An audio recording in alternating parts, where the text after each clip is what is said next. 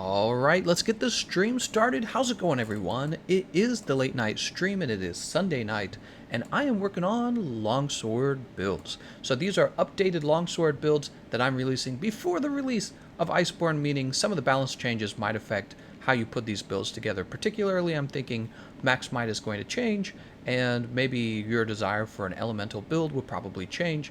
But you know what? I did this for the hunting horn the other night, and it was actually really popular. So we're going to go ahead and get it done for the longsword as well. This is not one of my most used weapons, but I've used it quite a bit at this point. I really think it's a terrific starter weapon in the game compared to some of the other weapons, like heavy bowguns, light bowguns, maybe the bow. You know, some weapons are really expensive. You have to start out with, well, when you're using like a heavy bowgun, you have to have like maybe the guard up skill for the shield if you want to use the shield. You got to have spare shot. You got to have the ammo up skill, maybe spread shot, maybe normal shot, maybe pierce shot. And then you got to have ammo as well, right? So some weapons are really expensive. Some weapons are really cheap, though. And the longsword's one of those really cheap weapons. All you need is weakness exploit and crit boost.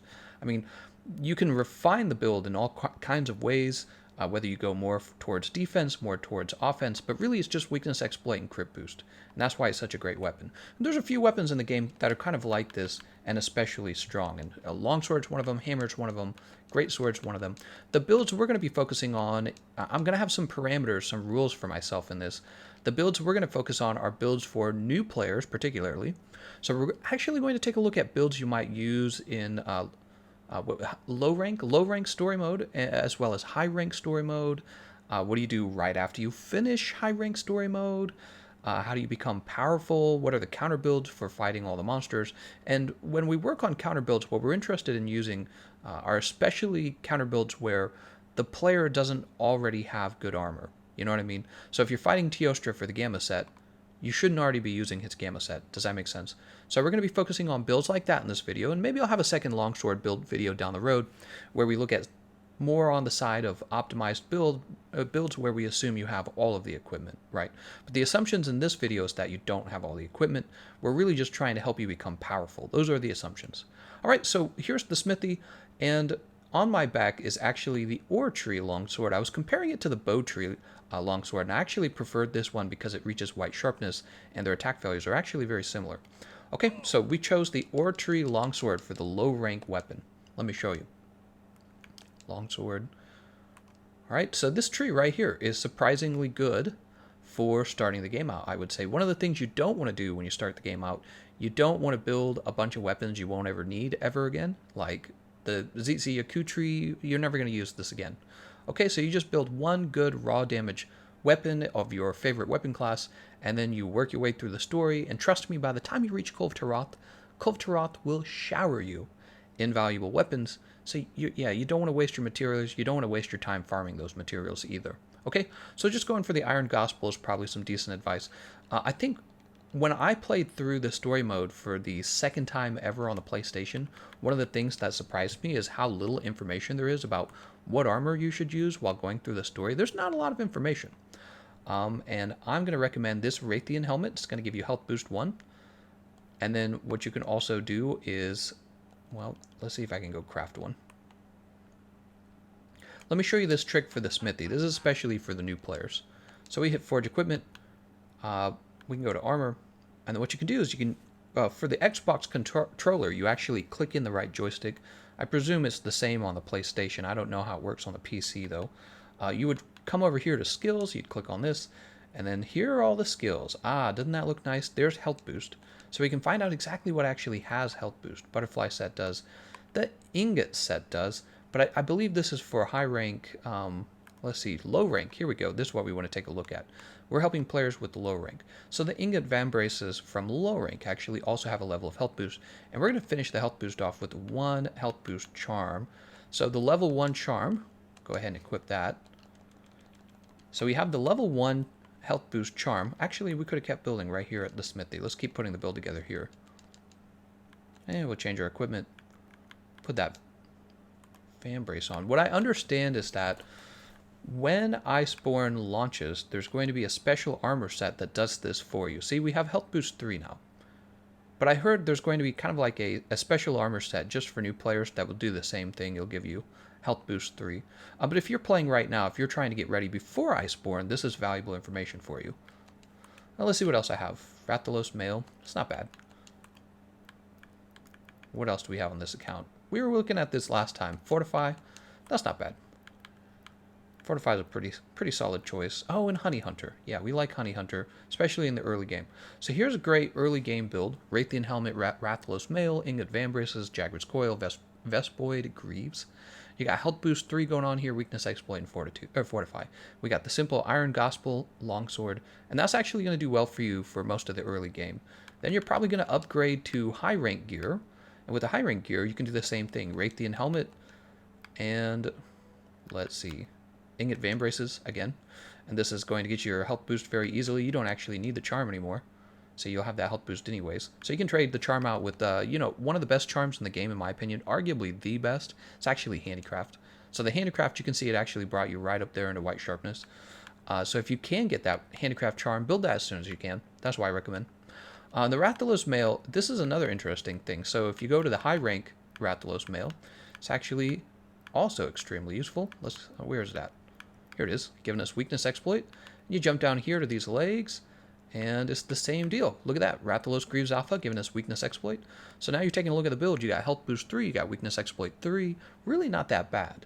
I don't know what we do for the coil. Let's see, what coil options do we have? Zora Spine can give us Fortify. Fortify is really good if you're playing by yourself, because if you die, it makes you really strong, okay? So I mean, maybe the Ode of Garen coil if you want 2 levels of Crit Eye. It's really not that important in my opinion. Yeah, Crit Eye, perhaps. I think I would go with the Fortify if you don't have the Fortify decoration. So yeah, a build like this I think is pretty solid. Health Boost, Weakness Exploit, Handicraft, Fortify. Yeah, I think that's real solid for high rank. And now here's the advice I have for players who are going to be just finishing up the story mode. You know, you've just finished the Elder Dragons, and you're like, how do I farm the monsters after high rank? You can continue to use this set. It's actually not bad. But I actually also recommend picking up the Witcher set.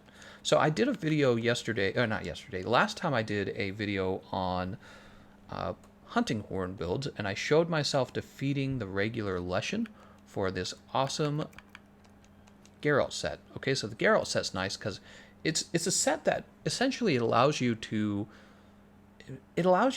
conserve your mega potions, in my opinion, because it's a set where you get your health back easily. So if you take a little bit of damage while fighting, you're gonna get that health back. You're not gonna have to like drink a potion in order to stay viable in the fight. You can just kind of chill around and try not to be hit again. You get a lot of your health back because of the super recovery set bonus skill, right? Where is it? Right here, super recovery. Just the fact also that you're getting recovery speed and health boost on this setup is all really good. Weakness Exploit, of course, is already built in. You've got Bombardier, which is actually very useful for Kulve Taroth. So one of the things you might be doing with the Geralt set is farming Kulve Taroth. You might have the Handicraft Charm to do more damage, but you also might have, for fighting Kulve Taroth, the Part Breaker Charm. Okay, so Part Breaker for breaking off her parts. You know, you break her mantle. In stages 1, 2, and 3, you break the mantle. In stages 4, you cut the horns. I have a whole video on fighting Kulve. In fact, I have a lot of counter builds for fighting Kulve. So if you want a Kulve counter build, I'm not going to do that here because we're not going to have a Kulve lobby. But if you're curious about longsword counter builds, you're going to have to go look at my previous videos for that because I'm not going to recreate that here. What I could do in this video, though, is I could show myself fighting the Ancient Leshen using the longsword. The thing is, I looked at the hunting horn video, and that added like a whopping 30 minutes onto the video. So I will let you learn how to fight the Leshen on your own. He's really not a tough fight. I think he's just kind of a long fight. All the weapons are predetermined, and I have, lots of videos on fighting the Leshen. So we're not gonna spend time doing that. We're gonna assume that you can figure that out. What I do want to say next is you're probably ready to upgrade from Iron. Is this called Iron Gospel? Yes, you're ready to upgrade from Iron Gospel to a different craftable longsword. And a lot of the time, players are confused about what the best weapons in the game are. And when it comes to craftable longswords, you're really going to have 2 choices. You're going to have Divine Slasher. Let's see if we can find Divine Slasher real fast. Here it is. Look, there are actually 2 versions of it. You've got Divine Slasher. This is going to be a weapon that you unlock by playing in the arena. Let's go take a look at how to craft it. We'll go over here to the smithy. So this is a really good weapon for using the Elementless decoration on. However, I'm thinking with the changes to Elementless that the Devil Joe weapon will actually become the most valuable craftable longsword in the pre-Iceborne, meta, if you want to call it that. So Forge Equipment, we'll go over to weapons, we'll go over to longsword. We'll jump over to the trees, and we'll scroll down here. I believe it's down here, is it not? Here it is. Workshop Weapon Tree, Divine Slasher. So this is really good right now as a craftable weapon, and then right next to it is its buddy, the Devil Joe Longsword. The Devil Joe Longsword, it struggles with affinity, basically. It has a lot of negative affinity. Excuse me. If you can deal with that negative affinity, you're going to be okay. If you struggle with dealing with the negative affinity, you're right. If you don't have like max might, if you don't have affinity augmentations on it, which you won't have affinity augmentations until you reach HR 50, right? You might use the Divine Slasher over the Reaver Calamity for a little while. But eventually you will want to do the Reaver Calamity. So let's go ahead and take a look at a Divine Slasher build. Did I say that right? Divine Slasher, yeah. Alright, so let's say we're doing Divine Slasher on the Geralt set. And you'll notice Divine Slasher comes with the large decoration slot. We'll just go ahead and pop in an elementless decoration. We'll jump over here. We do want that Handicraft Charm. Handicraft Charm is nuts, man. It's such a good charm. So we got the white sharpness over there.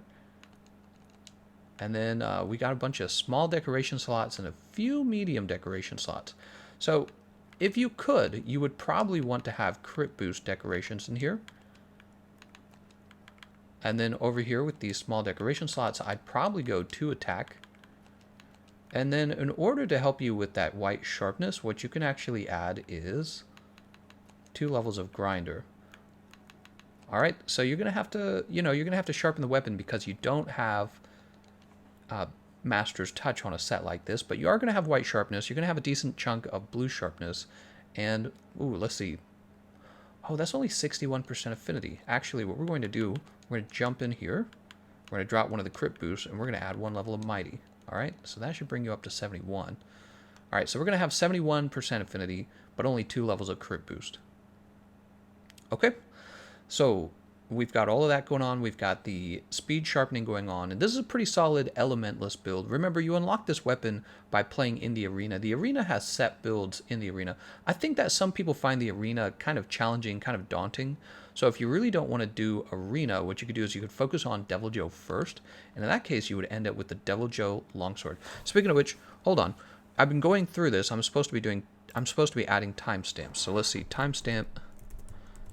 I forgot I did this last time for the hunting horn. So we are at roughly 12 minutes. We put together Witcher Divine Slasher.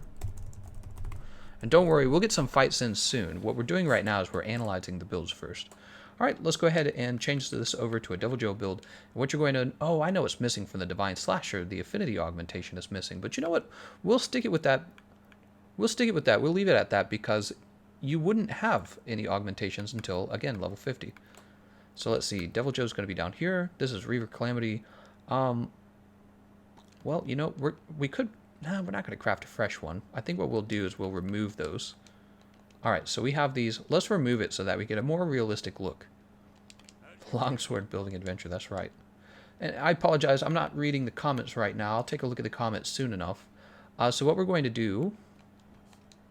We're going to jump over to the Reaver Calamity, and we're going to actually get rid of this. Let's put on double health regen.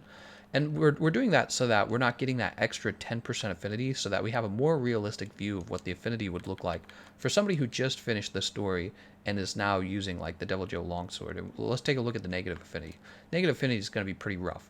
So you can see it's negative 4% actually. That's real rough.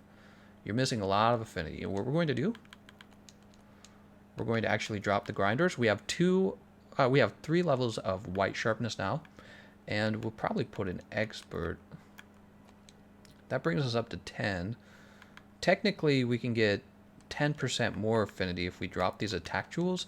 So if you have the expert decorations, do this. If you don't have the expert decorations, which you probably don't, use the attack jewels that you just saw me having on the build earlier, okay?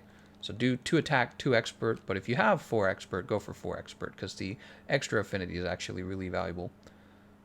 Okay, so 10%, and max might's giving us 10%, right.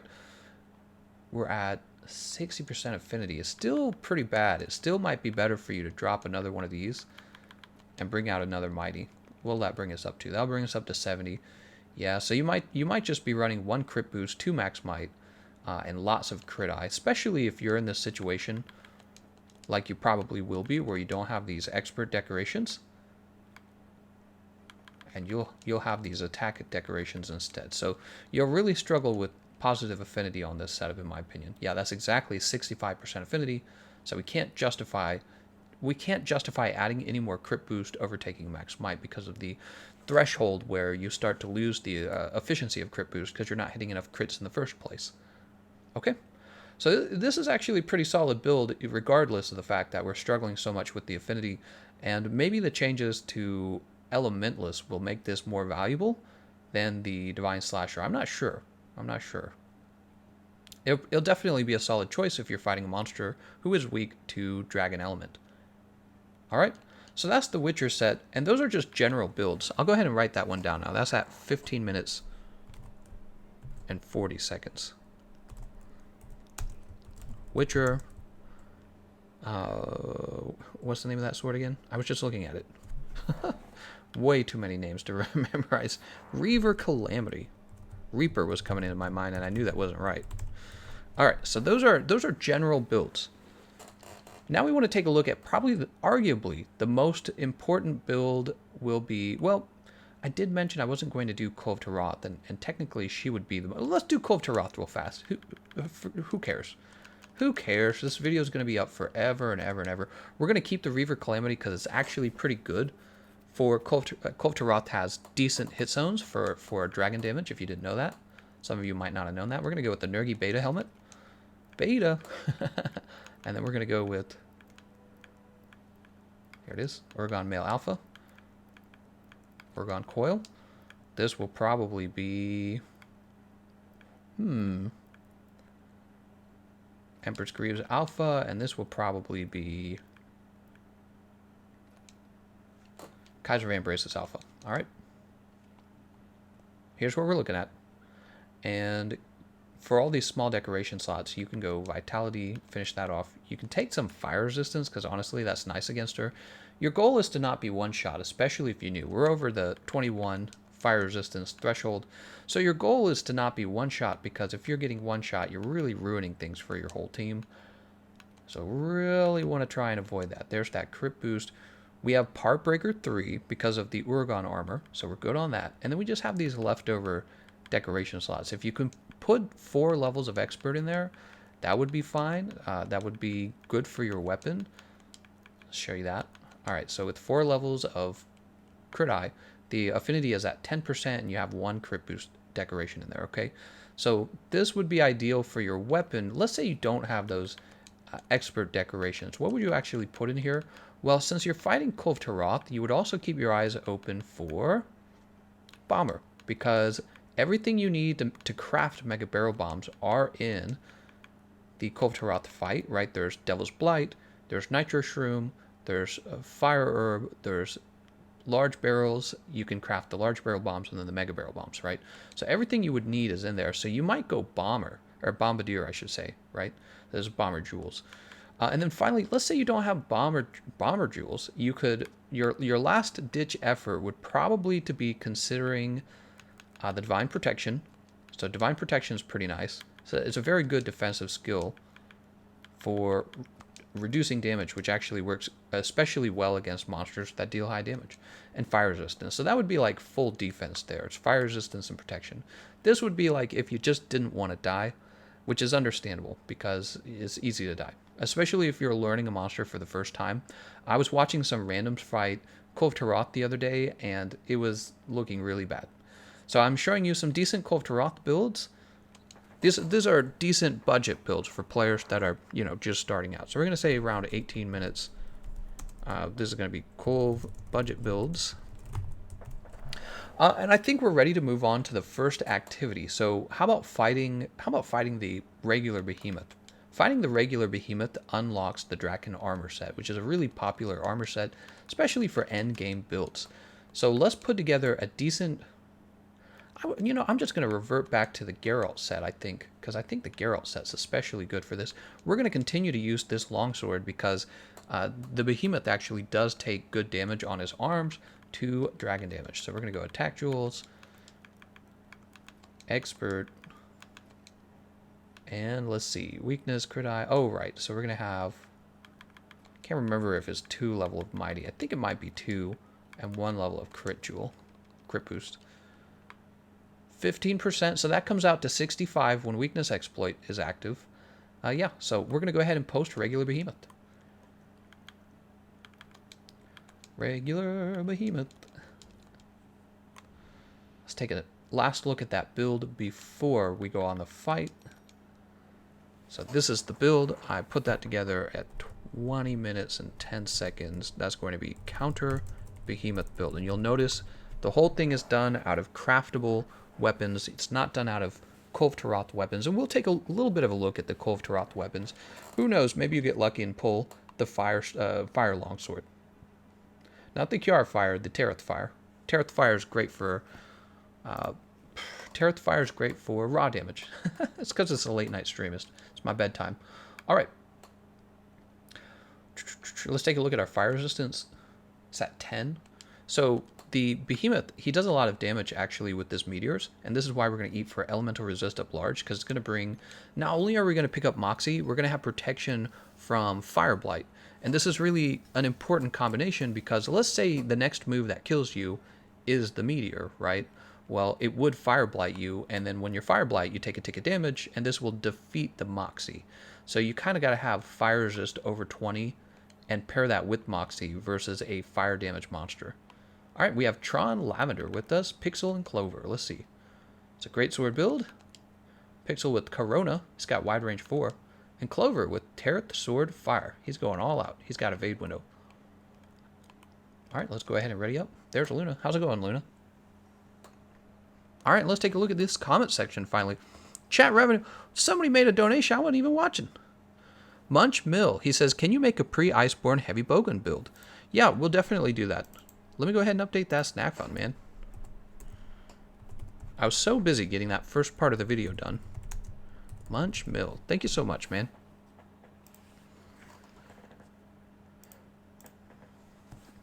Timex says, the Kiara Decay longsword is also very good. It absolutely is. Fans Perspective says, just buy Iceborne, then you don't have to worry about that. What? Talking to somebody else. I would have put in one Dragon Attack Jewel. I suppose you could have. I don't really find it that important, especially when you're talking about trying to get the affinity first for the synergy between affinity and crit boost. I feel like that's actually more important. You won't always be hitting them on the arms, you know. All right, that's Spirit Blade 1.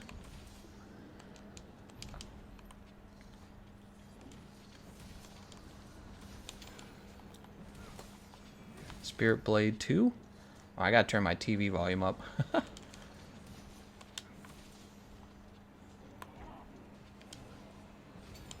Oh, I reflected off of him, so I wasn't able to use... There it is. I wasn't able to use my Fade Slash.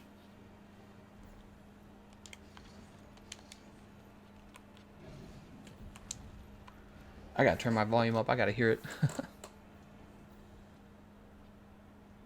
Huh, something's not right. I'm not getting any volume through my television. How's it going, Bill Cosby? He says, hey, I just noticed you were live. I think this could have been dropped on him. Yep.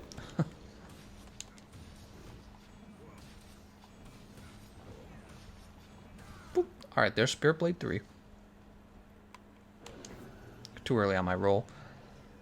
When will we get a new card video? Well, it's been the weekend, so I've been especially busy. I always am busy on the weekends doing things other than my YouTube work.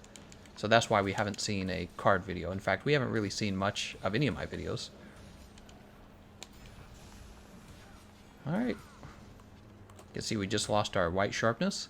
It means our damage goes down.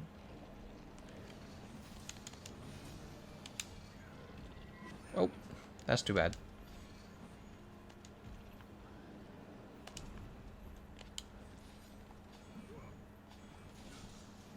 Love to hit his tail, actually.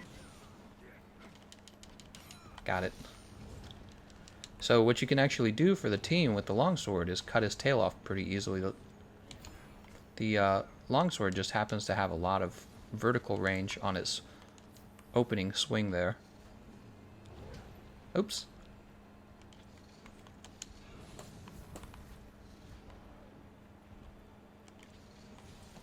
And you'll notice I'm not sharpening in the middle of the fight.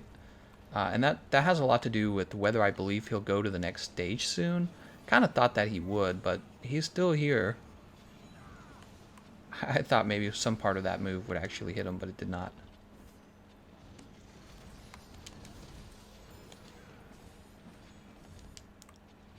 There he goes. So let's go ahead and sharpen now. So when he leaves, that's a really great time to get your sharpening done. But if you know he's going to stick around for a while, then you probably want to sharpen while you've got your temporal mantle on. Did you fight the new elder from Iceborne? Not yet. Not yet. I'm sure I will soon. Alright, we try to get this Spirit Blade 3 back. Possible. We're Thunder Blighted. We have to be careful with that, because Thunder Blight will cause us to be KO'd more easily.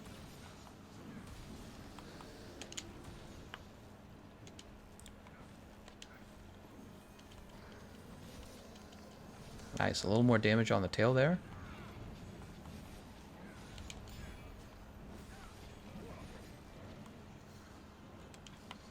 Ah, I was hoping we could reach him.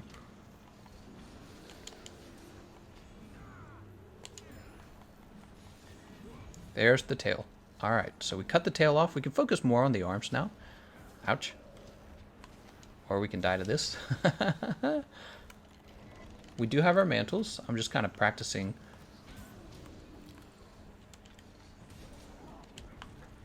Practicing my Behemoth skills. If you're really good, you can just roll through all the... You just roll through all of his moves. But it's tricky with no evade window. Evade window makes it a lot more viable to do that consistently. No evade window makes it much harder.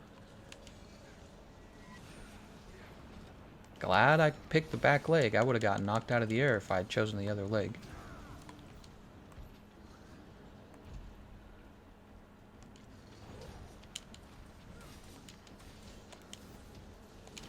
Ah, if I had just done that a little sooner.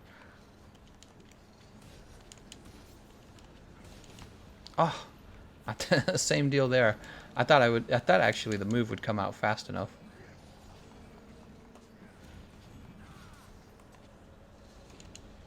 Oh, man, he's rocking me with these meteors.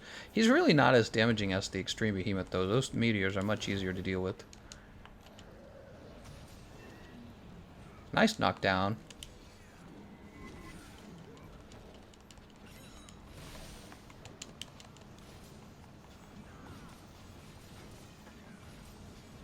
No flinch, huh? Alright, there's the Ecliptic Meteor. We're going to run behind this rock. Do we have the jump on our... We don't have the jump, so we're not going to get the jump in. Pixel! We lost Pixel! No!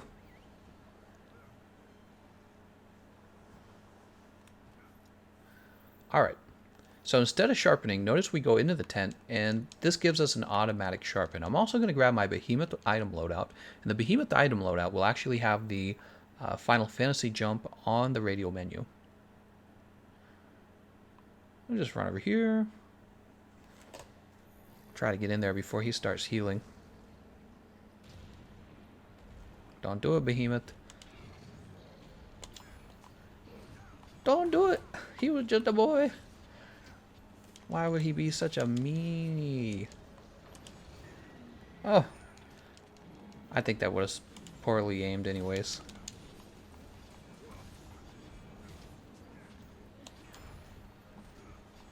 Boop. You can tell the longsword is actually a pretty strong weapon because of the iframes it gets on the phase slash. Is that the right name of the move? I think it's the right name.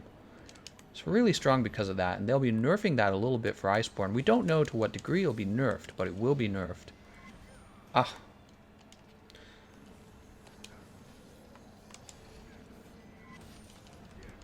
Uh-oh, that's gonna hurt. That's one of those moments. Helm Splitter, it does great damage, but once you're airborne, if the monster decides to hurt you, you're just, you know, you're gonna get hurt. Actually, this guy's... Oh, nice.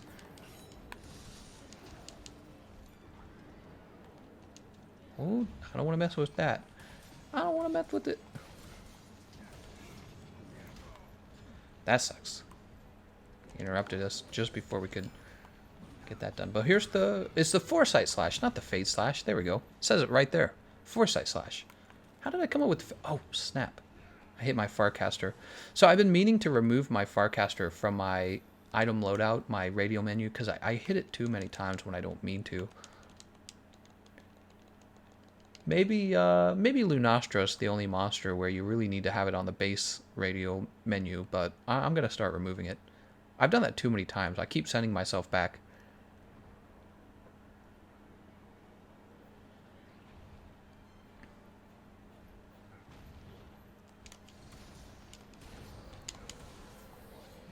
He's gonna roar. No, he's not.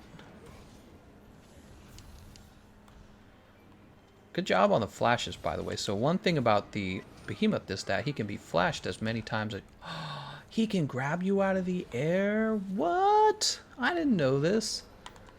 I didn't know this. Oh, look at that. My flash pod didn't interrupt him.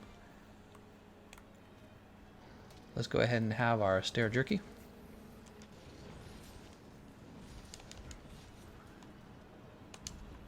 You don't want to be tremored.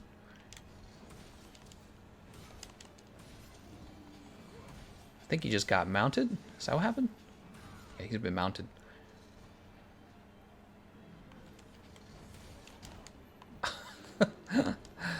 That's how it goes. Get him, Tron.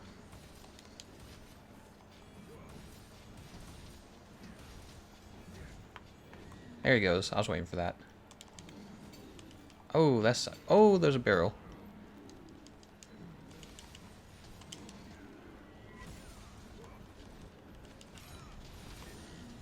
Oh, nice.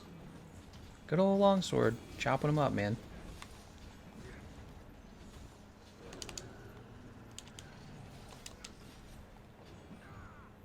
Alright, let's get out of here.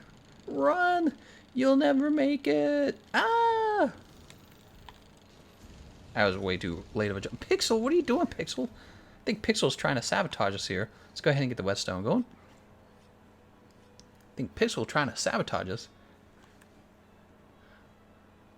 Alright, let's go ahead and have this Demon Powder. We are going into stage 4, so I'm going to go ahead and eat my buffs real fast. Demon Powder and Might Seed, those are going to help you do more damage.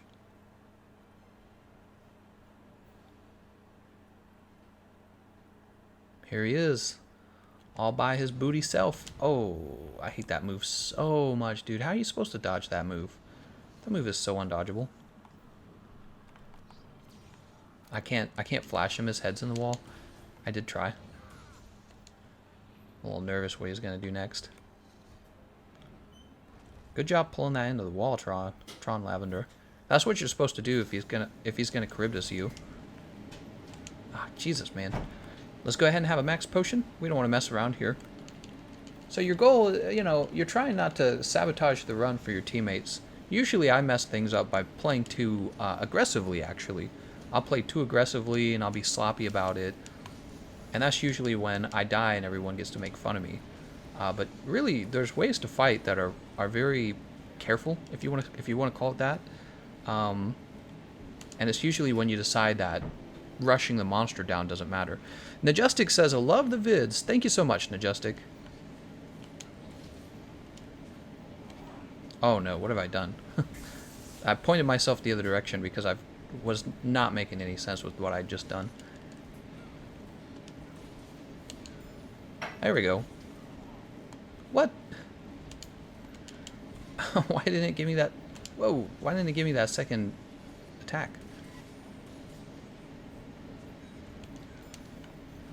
There we go.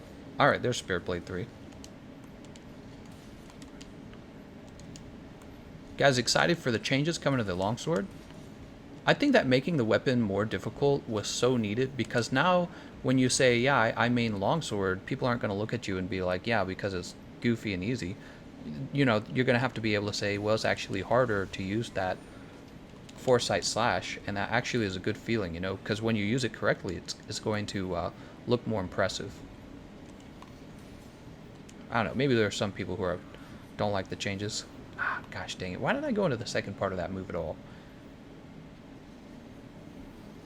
Oh, okay, so he's on me. Let's bring it over here. Get it in the corner over here. That way, at least one of the comets probably won't break. That's a good idea, right?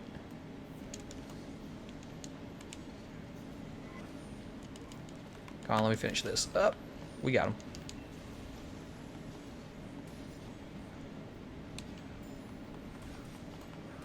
All right.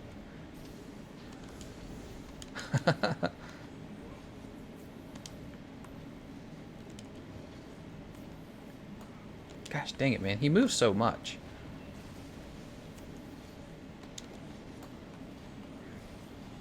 Oh, no. Alright, it's not too bad. It's kind of on the side of the room, right? A little bit. Make sure we just don't get hit by that. That move will suck if we get hit by it. Oh, didn't think that was going to happen. I don't know why. He doesn't, nobody's got his aggro, and this is why he's allowed to shoot multiple meteors out, so I should have known, right?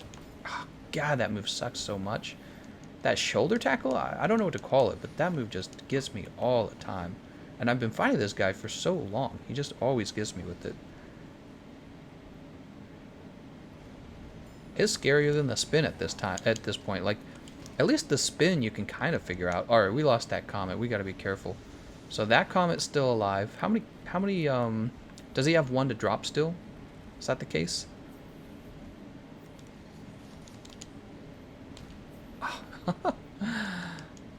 Right into the wind tunnel. Eric Saldana, he says, thanks again, man, for streaming again. Really enjoy watching these to pass the time. Thank you so much, Eric. Oh, run, everyone, run! Be sure you're on the right side. Or, oh, pixel, pixel, pixel, pixel.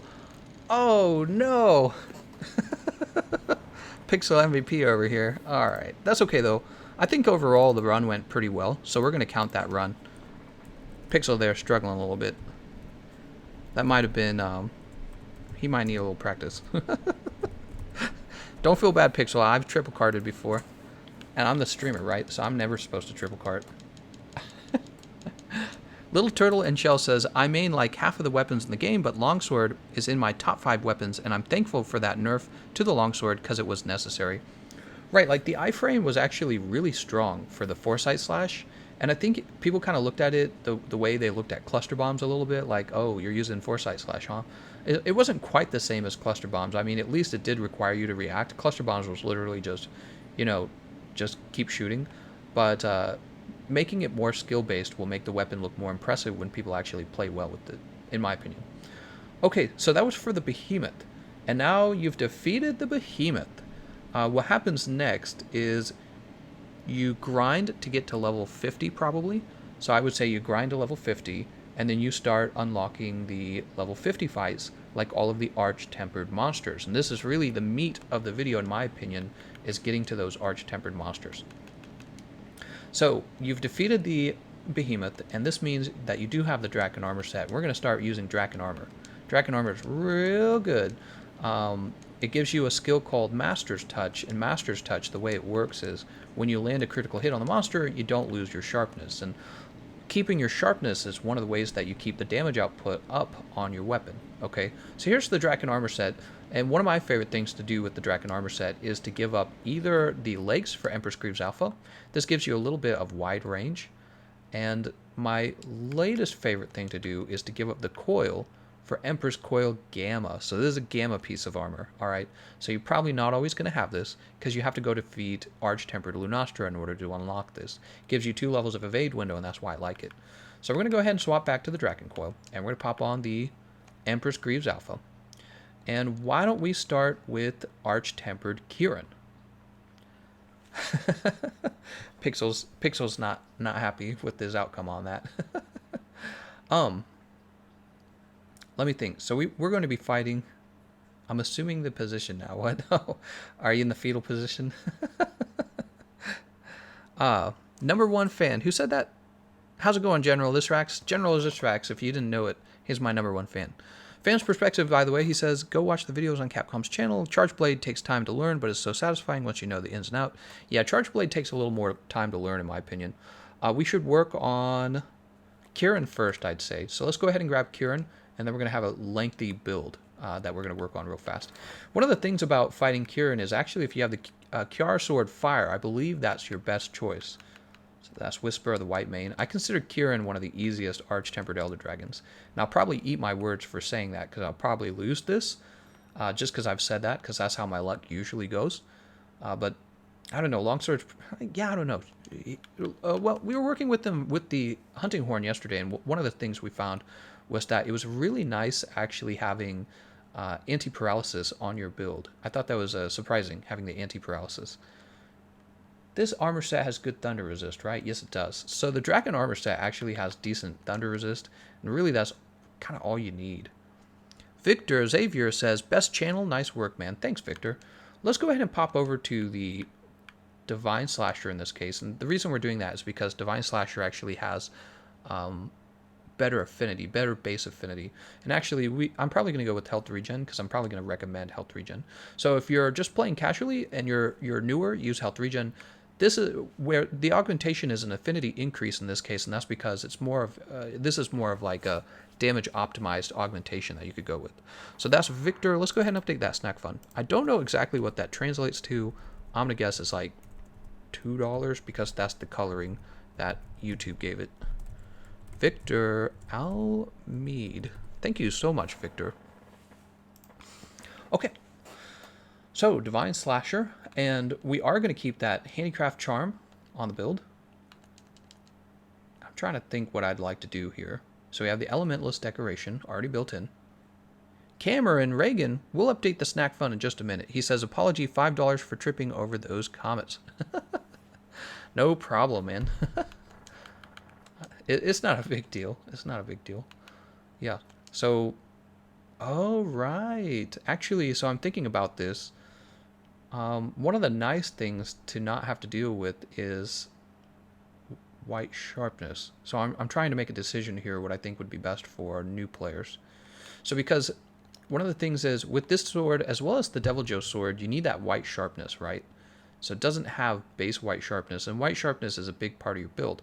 But when you first start from HR 50, you really don't have weakness exploit, and one of the ways you can compensate for that is by actually using this weakness exploit charm. Let's see, where is it? So here, there's an actual weakness exploit charm, and it actually pairs with the...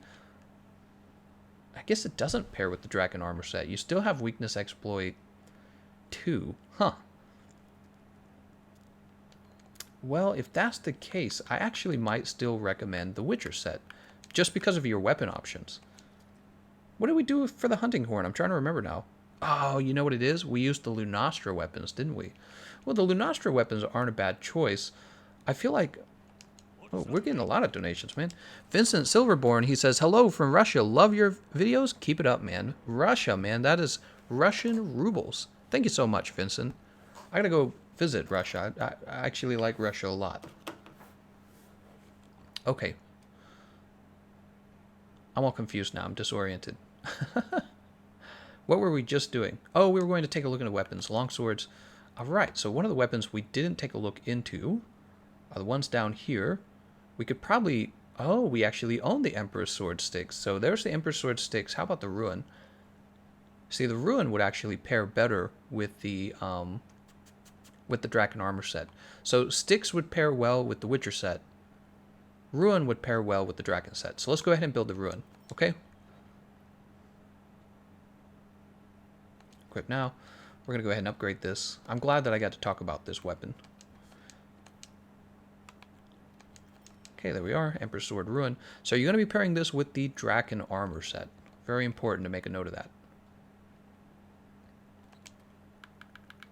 And the reason we like it is because it has built-in white sharpness. That is the reason we like it. Fan braces, Draken coil, and we're going to jump back over to the Draken... Oops, we're going to jump back over to the Empress Alpha Greaves. I suppose one of the things we could have done alternatively, we could have used this here, Death Stench Heal, but... Yeah, I just don't know. I don't know how I feel about that. Calamity, how's it Thanks going, for man? the hard carry, He says, man. thank For the hard Too carry, bad Reg man. Leshen Too bad ISNT Reg Leshen multiplayer. ISNT Lol. multiplayer. Lol. Regular Leshen, I think he gives a lot of players trouble. I've thought about doing a live stream where I defeat him using every single weapon. That would be 14 matches against him. It would be an especially long stream, but I've actually thought about that for fun because it would give people maybe like some perspective, you know, and you could have like timestamps for your favorite part of the stream, you know, for your favorite weapon. So I've thought about doing that. So the Death Stench heal, you would send your Palicos out, and they would bring you back the... I can't remember what it was. This is a material you use to craft the Death Stench heal, but it also gives you 2 levels of sharpness, and you could consider using that. But for the sake of this build, let's go ahead with this Empress Sword Ruin build. I do like the Empress Sword Ruin. I think that the Ruin weapons are really a nice class of weapons. They're very, like, flexible. I don't know how else to describe it. So weakness exploit. So the reason that we like the Draken armor set over the Witcher set, I should be more clear about this, is because the Witcher set does not have crit boost built into it, whereas the Draken set does. So if you don't have any crit boost decorations and you can build the weakness exploit charm, you can actually do this and just add 1 level of each and get these both to 3, and that's really nice actually. So we're done with that, and we're left with all these decoration slots left over. So we actually have quite a bit. Let's take a look at our affinity first. So affinity is sitting at 25%, and what you would do at that point is you would add max might to it. Let's go ahead with that max might. And this might change, okay? This is why I say pre-Iceborne. This might change because, here we are. When Iceborne comes out, max might, the nature of max might is going to change so that 45, that's pretty good. The nature of max might will change, and it'll basically require you to stand still for a while for it to activate and give you that affinity. Alright, so this should bring us right up to 50. So our affinity is at 50% now. We have white sharpness, we have weakness exploit, so we're going to be holding on to our white sharpness for a while.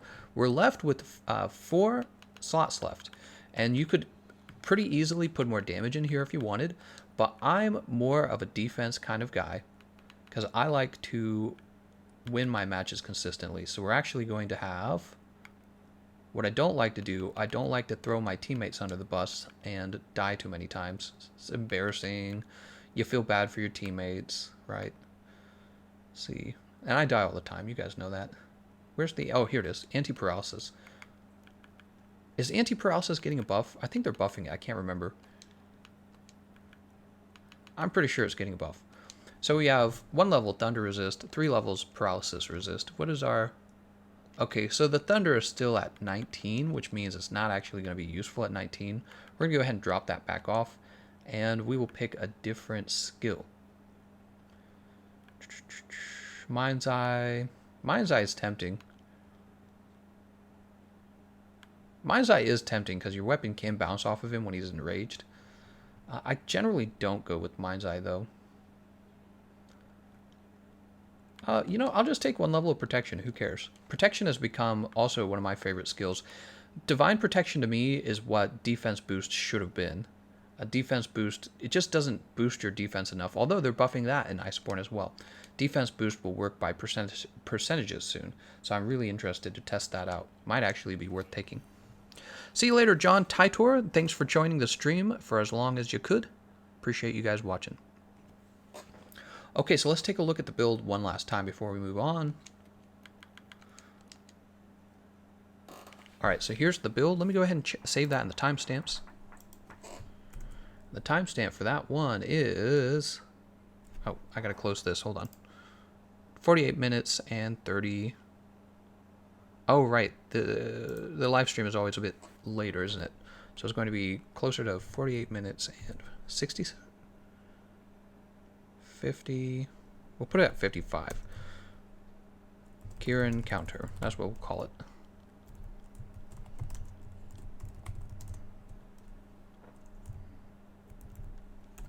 AT Kirin Counter. Alright.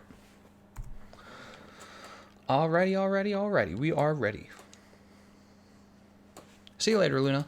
Luna popped out of the session there. John Titor says, I'm staying. I was saying goodnight to the people saying goodnight. Oh. That's funny. How's it going, Carson Straw? How's it going, man? All right, here we are. Let's go ahead. Oh, gosh, I don't need that. Let's go ahead and have this max potion. And honestly, if you're going to be fighting Arch-Tempered Kirin, you really should have your Thunder Mantle. Last time I did this, I didn't actually bother swapping mantles. You should always swap your mantles. What do you think about Critical Boost? Is it really a needed skill? Yes. So Westmaster, the greatest way to increase your damage output for physical weapons, most physical weapons, is the combination of High Affinity and Crit Boost. That's how you improve your damage output the most. So it's actually very, very important. No way around it. How's it going, Bronze Experience? So when I did my live stream for the Hunting Horn, we got 200 viewers. It was actually one of my smallest streams in a long time. We're doing Longsword. We have like triple that with the Longsword. Weapon popularity, man. It matters. Oh, he got away. Got him. I actually like fighting him on these little, whatever you want to call them, ledges. I think it's really fun. What do you guys think of the changes to the Temporal Mantle? They're nerfing Temporal Mantle, and that was needed too. Oh, no. That's okay. We had feline insurance.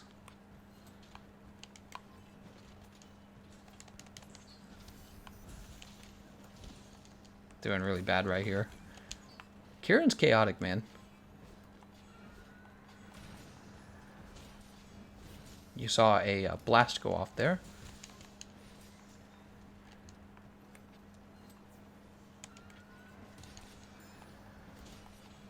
Alright, there's Spirit Blade 2.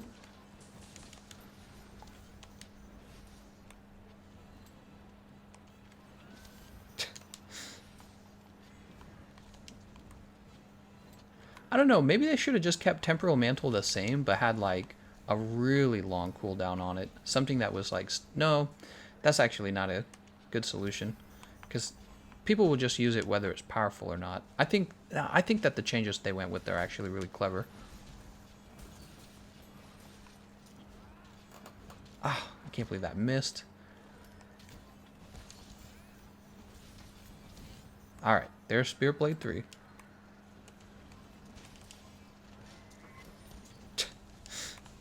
Let's go ahead and put on our Thunder Mantle. Oh. Now we're going to be real careful because we don't want to die.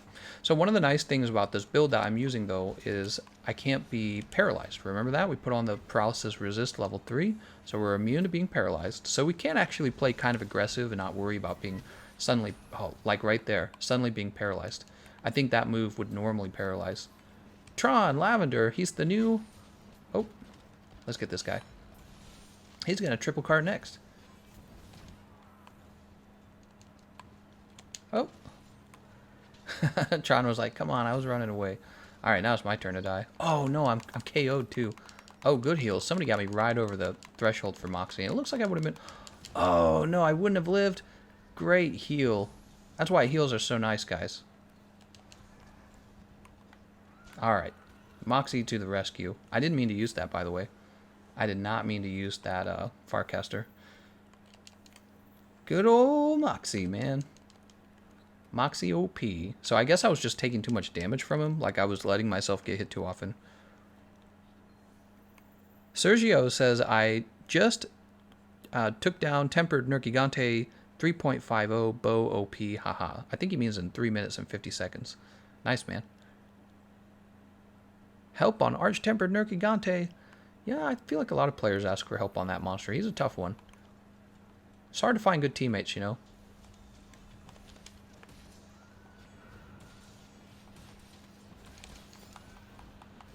Alright. So again, you know, a better counter build for this fight would probably be like Kiar Fire, if you have it. But we might take a look at that. We might take a look at a build for that later, or in a separate video where we're looking at optimized damage. So a lot of players just don't have optimized damage. Nice, we got it. We got him.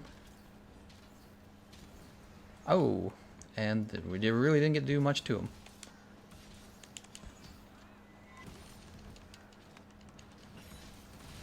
Nice.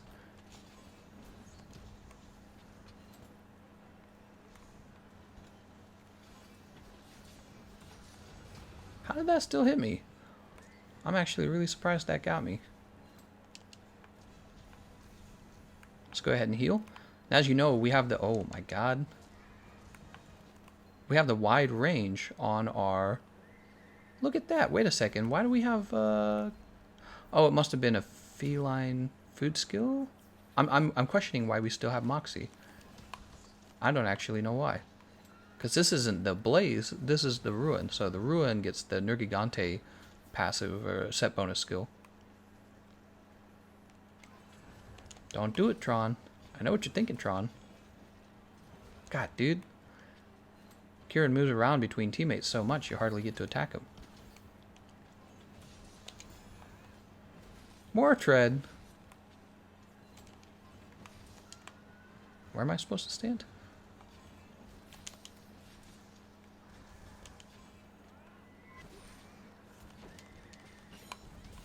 Nice, but we hit him in the butt. Probably better to hit him in the butt than get shot in the face by one of his thunder attacks. Oh my god, I can't believe that hit me too. Yeah, he's tough, man. Bowguns and their ailments, those are nice.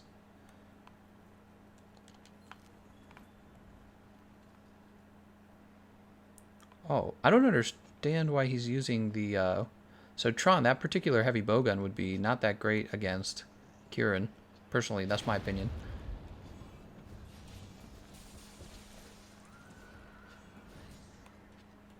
Probably the best he has available right now. Come on, Kirin. Nice. Did that really just miss? I'm actually upset. That really sucks. Oh! I'm dead. Oh! Well, I didn't die. Somebody else did. He is a tough one, guys.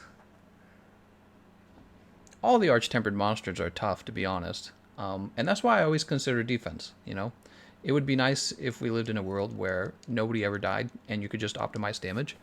But we know that's not true. Usually the question is how much defense is an appropriate amount of defense? And the correct answer is enough that you don't lose. That's the correct answer. And nobody really knows how much they need not to lose until they've lost. And then they go, well, maybe I should have more. You know what I mean? All right, let's try him again. Let's try him again. Let's give him another run.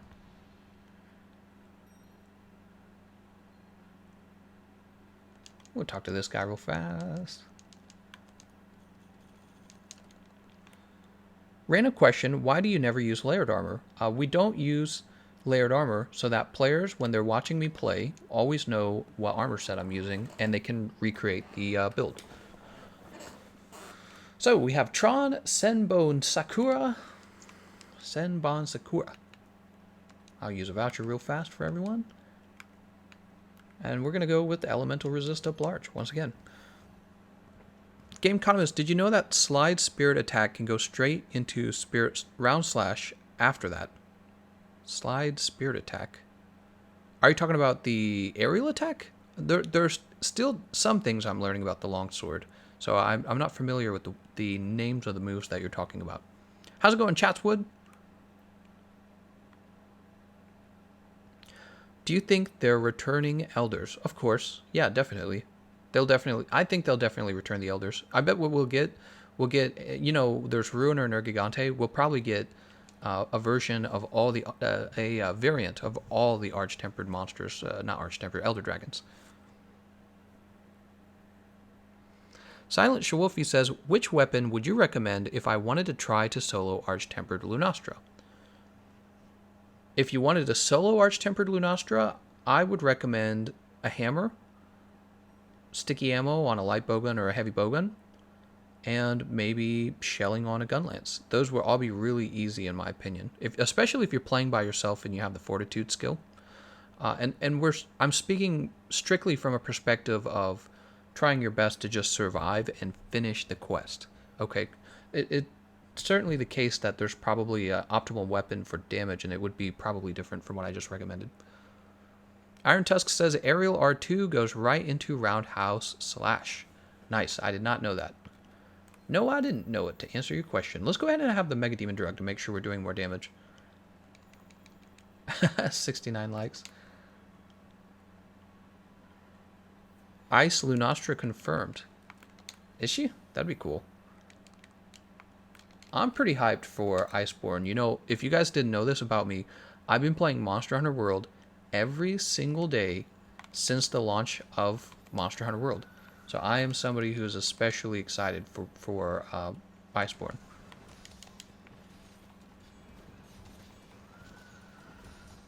Ah, I didn't have enough. That's too bad. So close. So close, so far away.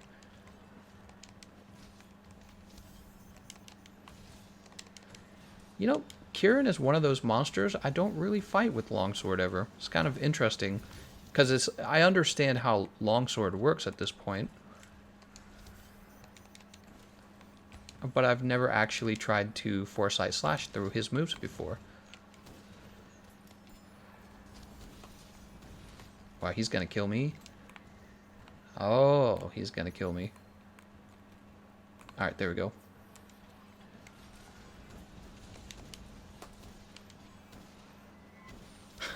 What am I doing?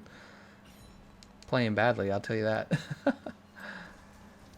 was like, what if I got him with this unupgraded? Too early. No, it wasn't too early. That was timed correctly, huh?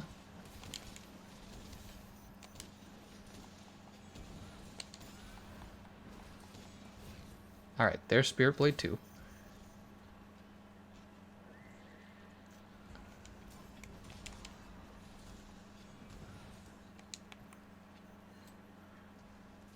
Come on, Kirin. Oh. Oh, snap. He actually hit me with the move.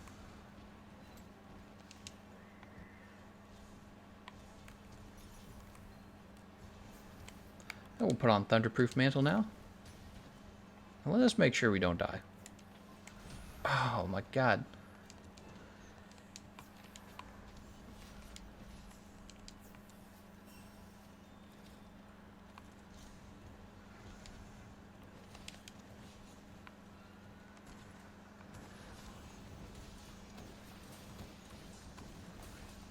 Oh! Oh, we didn't get the finish. Oh! We're gonna get KO'd like last time, remember that? Oh my god, dude. Oh, and I'm K. Oh. Oh. Holy. Did we just survive that because our teammate accidentally shot us? Or was he intentionally shooting us? I'm trying so hard to actually get the Foresight Slash on one of his moves, but I'm just terrible with using this weapon on Kirin. Whenever I want to fight Kirin, I just use a bowgun, honestly. Bowgun or bow on. Either will do well. Even hammer, actually.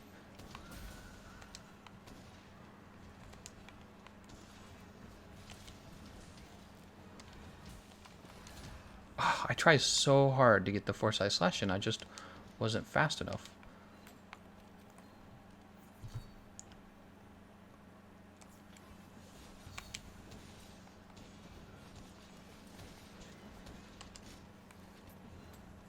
You're just gonna try and use that, huh?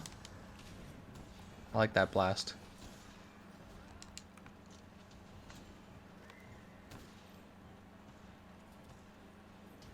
Oh. I got the mount again.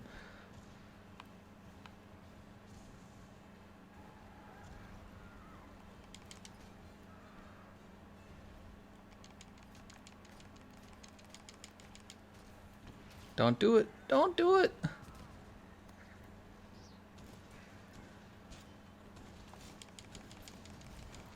Alright, here she comes. Oh, or not.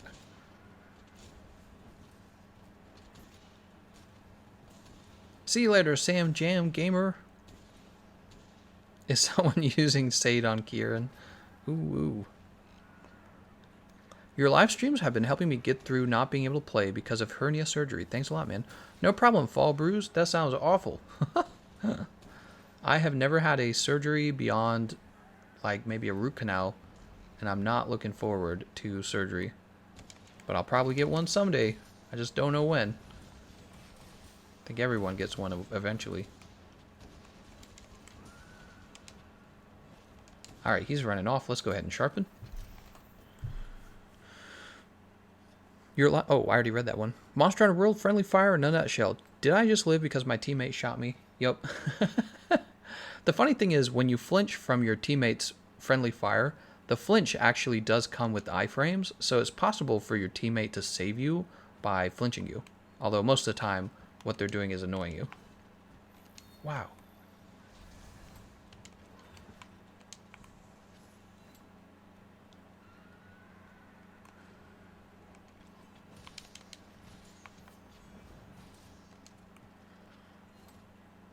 We gotta decide where we're gonna fight him. This happens every time.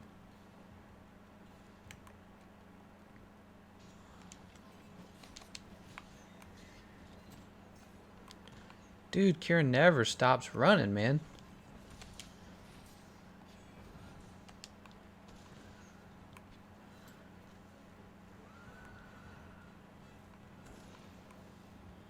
You'll notice the Glutton Heavy Bowgun, somebody's using Glutton, and it's normally considered a very powerful weapon.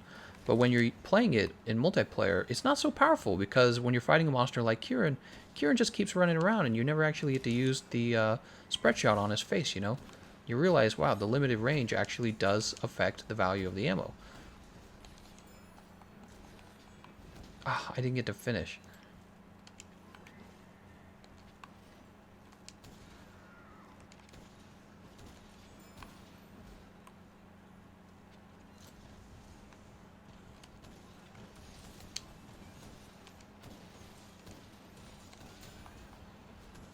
I missed. I just wasn't close enough. I actually got the foresight slash correct, but I didn't get the... Oh no, we lost somebody.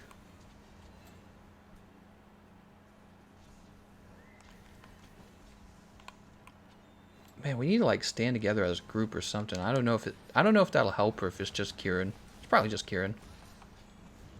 Oh my god, I can't level up my spear blade.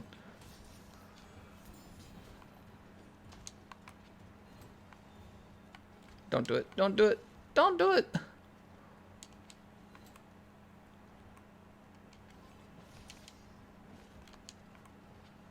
This is painful.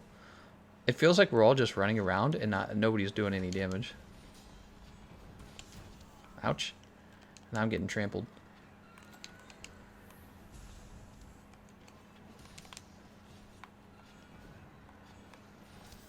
Ah, darn.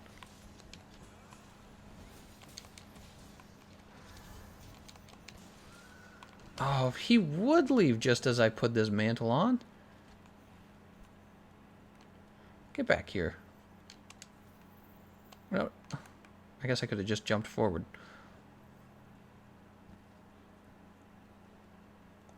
Living is for low-rank nerds. Gotta sacrifice. What? Are you playing on Xbox today? No, this is PC. It deceptively looks like Xbox because I use my Elite controller when I play on PC.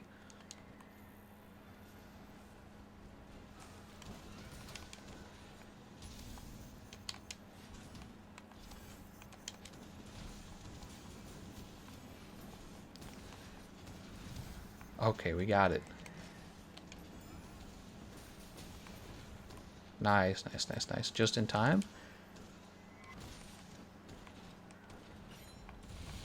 Good.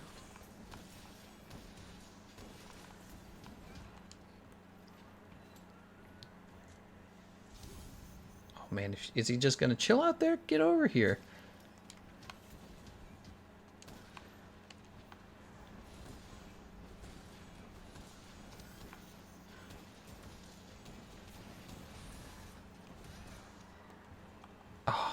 I didn't have enough in my gauge to get the finishing slice on him. Alright. God dang, dude. Let's go ahead and get this going. Hey, I don't want to flex, but don't you find easier to fight Arch-Tempered Kirin with bow? I don't know, it's my opinion. Chat, don't get mad because I'm good. LMAO. What?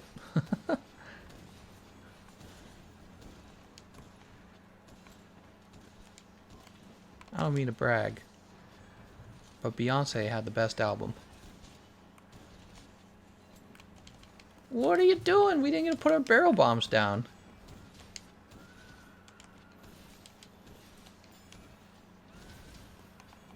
Oh, I guess that counted actually. Wow. Oh, oh my god.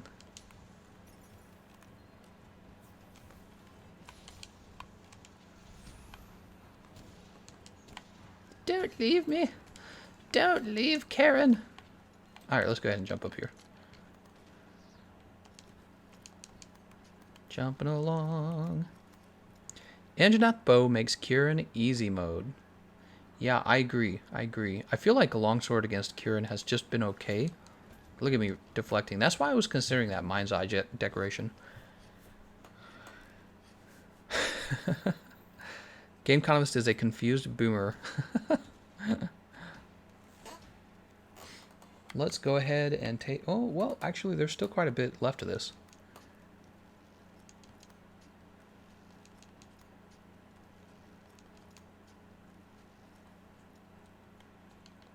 Oh, I did not want that stone. Finally got my extremist kill today with randoms in an SOS no less. Dude, that's really impressive. Did I just miss? Did I just fall to the bottom of the Spider-Man? Except bad. Take away my Spider-Man badge. There we go. Somebody just got hit by Kirin on the way up. Fell all the way back down. Any advice on someone wanting to start streaming on Xbox? Not really. Just get to it. That's about it. What else can I say? There's a secret that only the best streamers know. If you follow these 5 tricks, you will become a famous, expert streamer. Just rolling in the dough. It's just never like that, man. There's no trick to it. Quick, before Tron Lavender can put his barrel bombs down. Quick.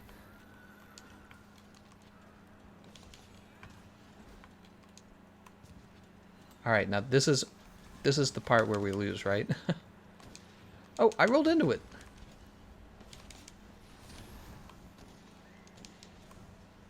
Let's go ahead and heal. We're going to stay... Oh, snap. We're going to stay well healed. And you can see my bit of healing is helping my teammates too because of those little extra wide range. They're nice to have. You know, it's a nice little thing. You never know when your little bit of healing might have helped.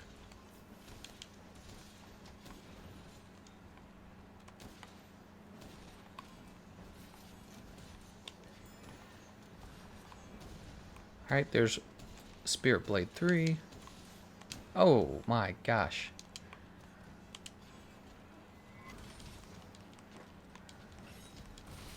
Nice. Oh, I set it off. That's so funny. I'm going to go ahead and heal again. No, not Senbo Sakura. What will I do without Senbo Sakura? Nice job, everyone. Alright. Let's go ahead and dice this guy up. Sergio Perez says, I'm sad for the charge blade changes.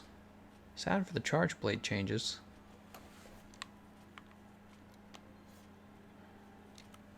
They're not that bad, are they?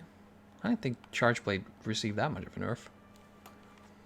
Zen Games Joseph says, I love your vids. You got me into Monster Hunter World posting till you read it because you're amazing. Thanks, man. John Tider says, I like carrying randoms on their first Tempered Kirin quest. You know, oh, Tron says it's his first time fighting Arch-Tempered Kirin. Nice, man. That's good. It's always good to get a win easily on the Arch-Tempereds because they can be a pain in the backside. Do you think Iceborne is going to have purple sharpness? Yes. I'm pretty sure there have been leaks already of purple sharpness. Charge blade change is good. Spamming Sade is boring. I much preferred aid loops style like in GU. Yeah, I actually think, you know, changing the balancing in weapons so that different playstyles are optimal or at least viable is always a good thing. You don't want to just use the same move over and over again. Brendan says Hidden Fates soon. So Brendan's talking about Pokemon cards Hidden Fates. If you guys want to see me open up Pokemon cards, I do have a link to my second YouTube channel in the description. And if you run over there and hit the subscribe button for me, it would really help me out because I'm trying to reach just 1,000 subs. And then I can stop bugging you guys. And yes, I ordered Hidden Fates online. That's because at the stores where I live, it's sold out everywhere basically. So yeah, Hidden Fates probably on Tuesday, Monday or Tuesday if I had to guess. Okay, so this was the build once again. And I'm actually liking this particular setup because we have... See, we can take these back off. And if you take a look just at the base build, you're at 686 attack, white sharpness, 50% affinity. And yeah, everything on this looks really good. And you've got these leftover decoration slots that you can use to build whatever it is you want in here. So you can build a whole bunch of things in here. It's actually really solid for defense. Let's go ahead and take a look at the next Arch-Tempered monster. Actually, I'll go over to palicoparty.com real fast. So we defeated Kirin. Right, we do Vaal Hazak next. Vaal Hazak's a pain in the butt. Alright, so for the Vaal fight, you guys watched me fighting Vaal Hazak with no Effluvia resist. Was I doing that with the Hunting Horn? I didn't do that with the Hunting Horns, right? Correct me if I'm wrong on that. What did I actually do it with? I don't recall. Oh, right. We were helping Calamity, and I was on PlayStation, so I didn't have... On the PlayStation, I didn't have any Effluvia resist, so I just played without it. But we're going to make sure that we're giving the right information out to people on these builds, because you don't want to fight Arch-Tempered Vaal Hazak with no Effluvia resist. You get your butt kicked. So this account should have Valgreaves Beta. Okay, so even if you don't have the Effluvia resist decorations, this pair of legs will give you 2 levels of it. And then if you just have one more decoration, you're set. So really what I'm telling you is don't fight this guy until you build these legs and pick up 1 Miasma Jewel, okay? Once you get 1 Miasma Jewel, you're set. Then you can go in and fight Arch-Tempered Vaal Hazak. And really, Arch-Tempered Vaal Hazak, he isn't as useful as he used to be. People used to use him for the coil and the arms. Now they only use him for the arms. And really, it's just one weapon using the arms, in my opinion, the bow. Because the bow doesn't use Master's Touch. Okay, so the arms, they compete with the Draken arms and they compete with the Teostra Gamma arms. That's the problem. So really, it's just bows basically. But we're going to show you how to defeat Arch-Tempered Vaal Hazak anyways, because you might be farming him for Streamstones. You might be fighting him for maybe like the jewels, the gems that he drops, right? So let's go ahead and finish off our Vitality. I think Vitality is especially useful for this fight. Wait, what did we just put in? That's Shield. Here it is, Vitality. Effluvia Resist is done, so we just have these 2 decoration slots left. And you know what I think is actually really, really effective against both the Ancient Leshen and Vaal Hazak? Protection. Think about it. So Protection works by... It's an RNG skill. You have a chance for the damage reduction to kick in. Well, because of the nature of tick damage, it occurs over and over and over again. Your odds average out, and so you're actually going to get a very consistent damage reduction. And whenever you're building defense in a video game, damage reduction is one of the best form. Well, in a lot of games, damage reduction is the best form of defense because as the damage scales up, so does the damage reduction. That's how it works. So if you're reducing damage by, let's say, 50%, and the monster does, let's say, 10 damage, then you reduce 5 damage. It sounds like nothing. But let's say that monster is doing 1,000 damage. Because of the way fractions work, you end up resisting 500 damage. It's really powerful. So for endgame fights, I actually think Protection is a very decent defensive skill, especially against the tick damage monsters Ancient Leshen and Vaal Hazak. It almost feels like it was designed for them. So we're missing, we could be missing a little bit of affinity. It doesn't change your damage output too much. Too much. Let's go ahead and get an augmentation on this weapon now. Emperor's Sword Ruin is also a decent choice for this fight, just because you're going to get double health regen between the health regen augmentation and the Hasten Recovery skill. Hasten Recovery is not too strong for Longsword. It's mostly for Greatsword and Hammer and Horn that it does really well, but it's not bad on the Longsword either. Let's go ahead and post that Arch-Tempered Vaal Hazak. He's a butt, man. He's a stinky one. Yeah, we post here. 700 people are watching? What? 700? How's it going, everyone? Let's go ahead and have this voucher. We're going to eat this meal. We're going to have attack up large Moxie this time. Right, there's no feline insurance. We always check for feline insurance. We already refreshed our items, so let me get the timestamp on this build now. Maybe I should be giving the timestamp for when I begin to put the build together, because I actually give out a lot of useful information when we're talking about that as well. Alright, so it looks like the timestamp's going to be around 1 minute and 1 hour, 20 minutes, and what is this going to be, like 30 seconds? That's going to be Arch-Tempered Vaal Hazak. And let's see if everyone's ready. We got Nor Monster, Meatball Chopper, and Pixel. Pixel. Okay, I'm not seeing Effluvia Resist on Nor Monster. That's going to be tough for you, Nor Monster. Here's Effluvia Resist on Meatball Chopper, and Pixel also does not have Effluvia Resist. So I'm a little worried if we run this, guys, that we're definitely going to fail. Yeah, I mean, even for me, I think it's a little tough to run without Effluvia Resist for this particular monster. I suppose what I'll do is we'll bring the Cleanser Booster. That'll help a little bit. Probably not enough, though. In fact, I'll bring this as well. We'll just... Oops. I'll bring them both. The Effluvia Resist is kind of important for this fight, but I mean, we can give it a try, guys, if you really want. If you want to look like a goof, I'll probably be the one to die anyways. God Terra Boy says, do you like the Guardian set? I saw that it had the health boost on it. I didn't see any other skills. I can't remember. But, you know, if it's cheap and it's easy to access, it'll be cool. Timex says, did you know the defense augmentation had Divine Blessing built in? I did know about that, but it wasn't as good as the Divine Blessing skill. So, you know, I never really... The health regen is far better defense in the end, so you just end up using that. Sergio says, Behemoth is easy, just make sure you keep him red all the time so he doesn't do the tornadoes. It's kind of accurate, especially if you're talking about extreme Behemoth. Regular Behemoth can be infinitely flashed to keep him from using the Charybdis. All right, Pixel, we got to get started. We're live. We got people watching. Pixel's like, hold on, I'm putting my build together.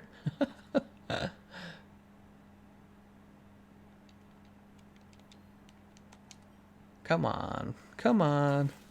I give you guys a long time to work on your builds. Because you guys watch me put a build together, you know what I mean? I know what you're thinking, Pixel. Pixel's thinking, I'll just ready up now. There we go.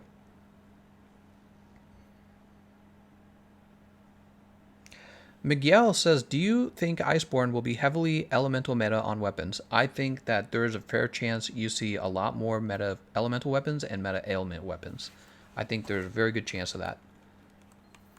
That would directly combat the current meta, which is mostly the current meta is elementless builds, but there's actually exceptions to that after the QR weapons. Bronze Experience says, have you ever or plan to do a live stream with your wife? Yeah, I've done 2 live streams with her, and you know, she's just a little camera shy compared to me. You know, I'm real talkative and everything, and I don't know, I fit into this more easily than she does. Have you seen the supposed Iceborne final boss? Yes, I've seen that. The leak. I have in fact seen that. I was trying to get in 2 blows before he got the roar. Guess that doesn't work.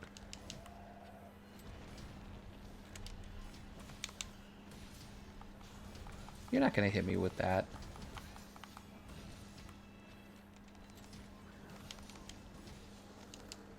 Let's get away. Alright, so my teammates are coming in, and we're going to go ahead and put down Cleanser Booster and Health Booster together. And every time those become available, we'll put them back down.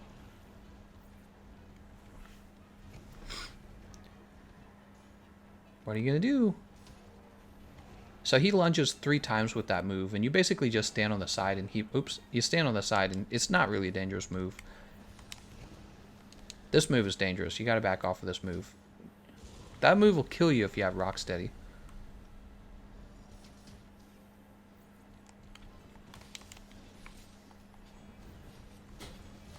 Ah, the roar. He has one of the nastier roars in the game because you never can really tell when it's coming in. He initiates it so quickly, it's really hard to tell that it's coming in. Ouch. I thought they're having... Oh, they are having their turf war. So messy, you can't see what's going on. Alright, we're running. You gotta run. You gotta run. You don't want to stick around for that.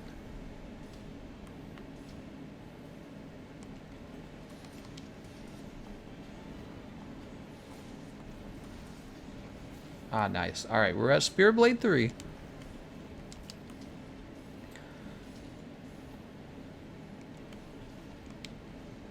Whoa.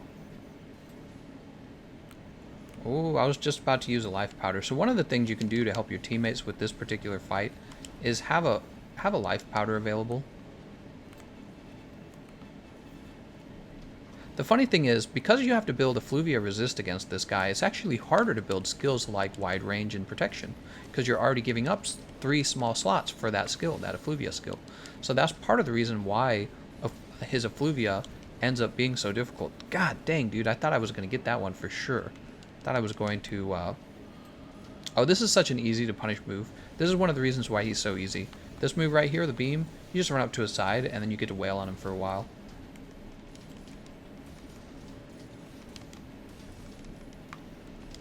Alright, he's using that move again. We'll back up. Oh, did we lose somebody?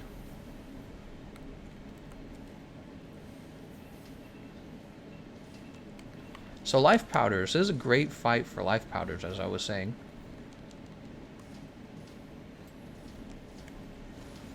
I'm going to be KO'd in a minute here.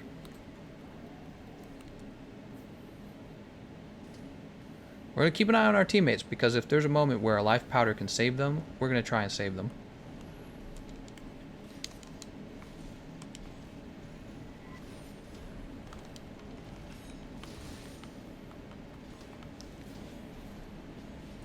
You just kind of stay around his belly. That's your teammate knocking you up in the air, not the monster.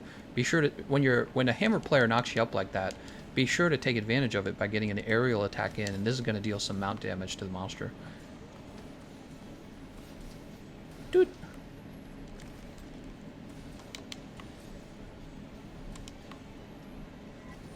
Oh, we're going up.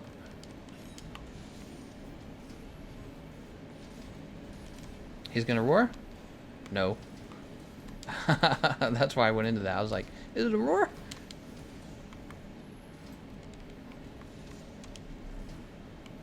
God dang, dude. I'm realizing how many monsters I never really fought using the longsword. Let me explain. So, like, end game fights that people actually need help with are usually like Behemoth, Nergigante, Ancient Leshen, Zenjiva even. But, like, I almost never help people with Vaal Hazak, and because of that, I actually don't fight them that much with any of the weapons that I had recently taught myself to use. And the longsword's one of those weapons. So I'm fighting this guy and realizing I'm not very good at foresight slashing any of his moves, because I never do. Ratsu Namikaze says, could you do a weapon popularity video before Iceborne comes out, please? I certainly could. It has been 2 months. I've thought about doing it. Well, actually, maybe you're right. Maybe doing it before the launch of Iceborne would make more sense, because I was thinking about doing it after the launch of Iceborne. But you're right. Maybe just before Iceborne launches is more fun.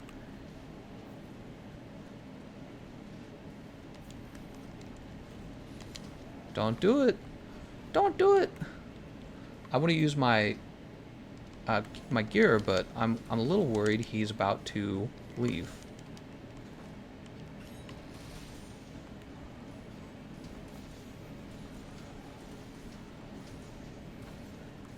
Just as we lost our white sharpness, let's go ahead and sharpen up.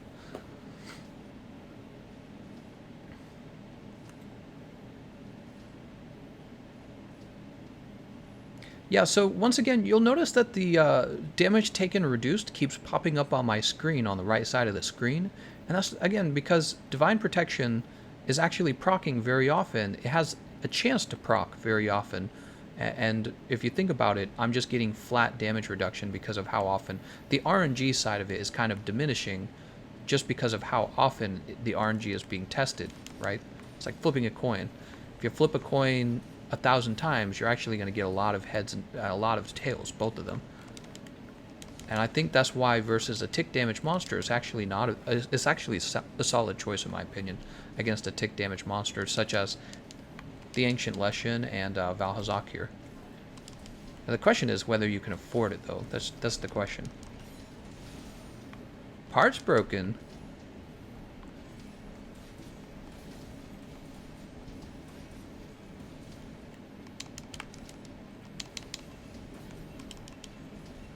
Go for the chest here in case he moves too much.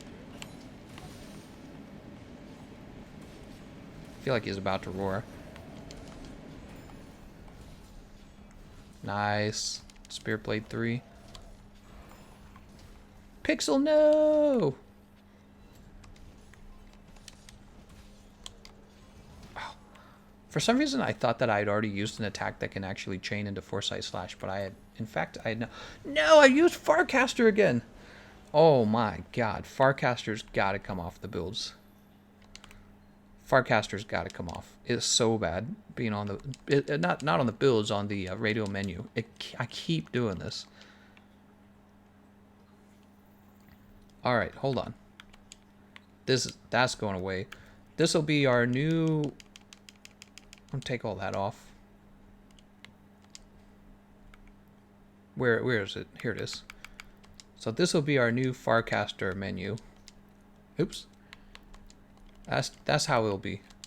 That's our new Farcaster menu. I'm going to change that on all 3 of my platforms. PC, Xbox, and PlayStation. No more Farcaster. Well, I'll have to think about what I'd like there. Farcaster dance. I have to think about what I'd like to have there instead because I am so fed up with accidentally sending myself home. 2 more weeks before Iceborne. My body is ready. So is mine. We're all very excited. Uh-oh. I think I'm okay.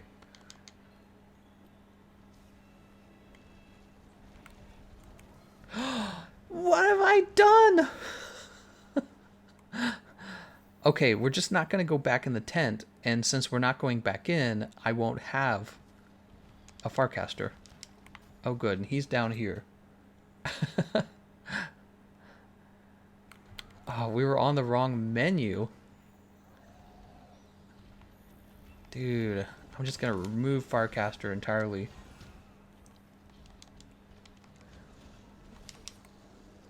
Let's get away.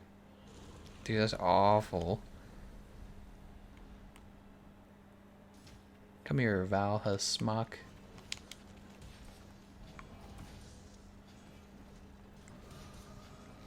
Alright. Nice job getting them out.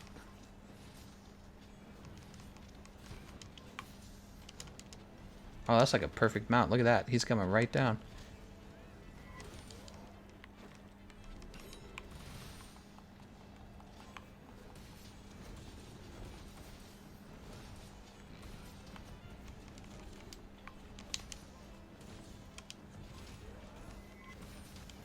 Don't do it. Don't do it.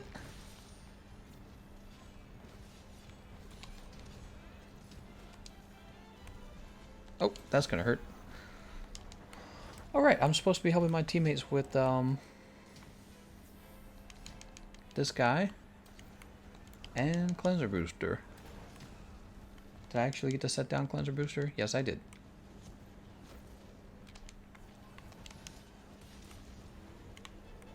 Look at that wind pressure. So this move, he's like pretending to be dead or something, and the best thing to do is to kind of stay behind him so that he doesn't hit you with the follow-up, because he stands up and that beam is like a one-shotting beam basically. Right back into my health boost.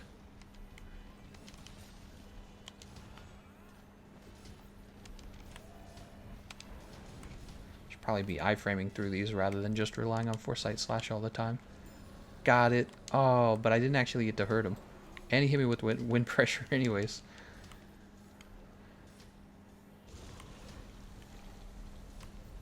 Oh my god. I'm playing so bad.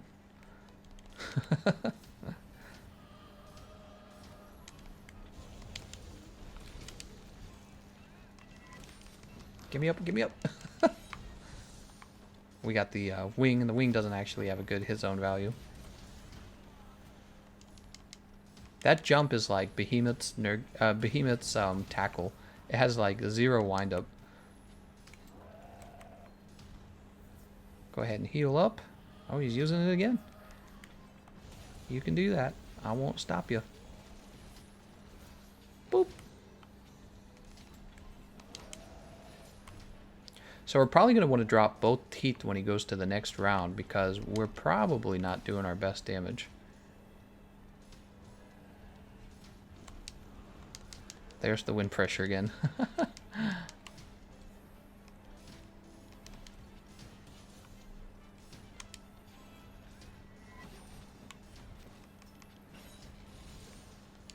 Is he using it again? No, no, this is the blast, right? Oh, he is using it again. Crazy.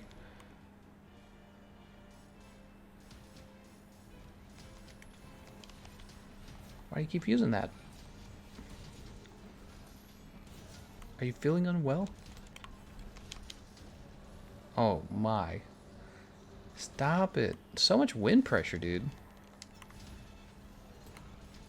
Oh no, not Pixel.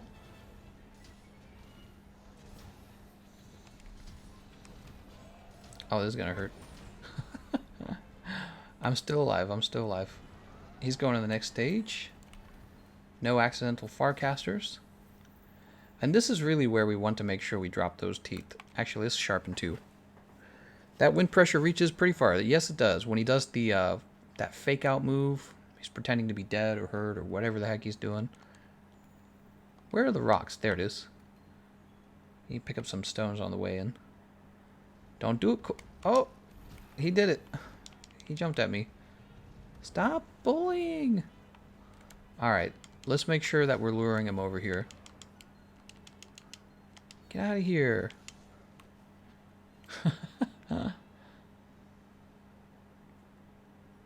Oh, snap.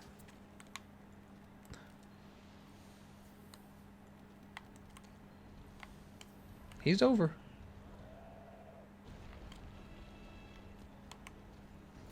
All right, perfect. Missed his tail both times, unfortunately. All right, some damage there.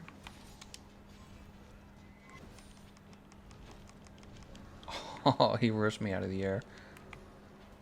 We want to drop the other tooth on him as well. So it's important to get the other tooth.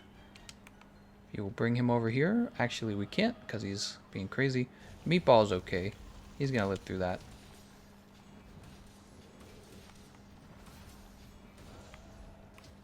Alright, we want to bring him under the tooth. If we could just do that, that would be nice. Bring him under the tooth. What are you doing over there, Pixel? What are you guys doing? Get over to the tooth. There we go. You're welcome, guys. He's like, I'm gonna wind up not next to the tooth. Alright, if you're crazy and you don't want that awesome tooth damage, it's 4,000 damage between the two of them.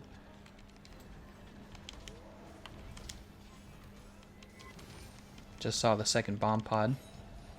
Ouch, that hurts. Don't do it! He's probably gonna leave to the next area pretty soon. Yeah, he's leaving. Ah, wouldn't it have been perfect if we could have interrupted him? I saw somebody shooting dragon pods at him, but I didn't have any dragon pods ready. That's okay. We'll go ahead and have our max potion.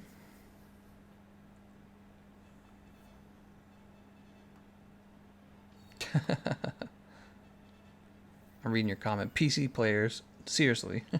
Bruh. PC players are fine.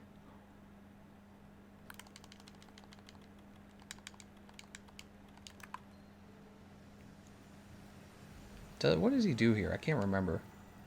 He like shoots the thing or whatever.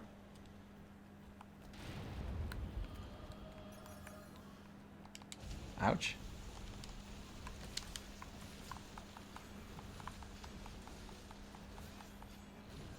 There's that divine protection. I'm telling you, man.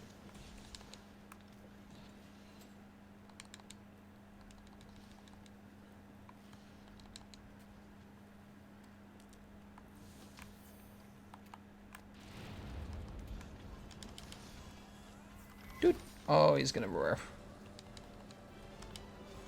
Oh, he's gonna smack me. Don't do it, Val.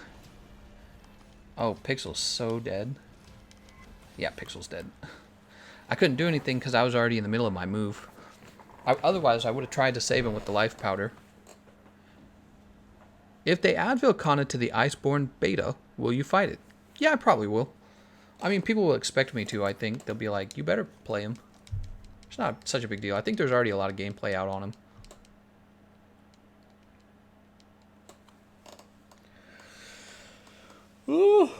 Oh my lord. Okay, so that was for Arch-Tempered Vaal Hazak, and we're not going to fight him twice. We're going to keep the stream moving. We're going to move on to Kushala Daora. Kushala Daora. Oh, no. So, countering Kushala Daora can actually be a huge pain. Let's see if we can put together... What we're going to do, we're going to run up, we're going to take a look at the Kushala beta set. You can fight him. Obviously, you can fight him without the Kushala set. It's just a question of, do you want to go through the trouble? It's so frustrating. He's a frustrating fight. Pixel, please. Please, Pixel. We need the lives. So we're going to choose armor. And then, once again, we're going to click down on the right joystick and go to skills. And then we're going to look for... Oh, yeah. I think I know what I'm doing. Hold on. We're going to go for Kushala Daora Flight. Okay, so we look up Kushala Daora Flight. Here's the Kushala. Oh, we could have just looked at the Kushala set. There we go. That's why my brain was like, what are you doing? So this doesn't help. Handicraft is good. Feigned Window's not bad. Ice Attack doesn't help. Evade Extender does help. So it looks like legs, arms, chest. Let's go put that on.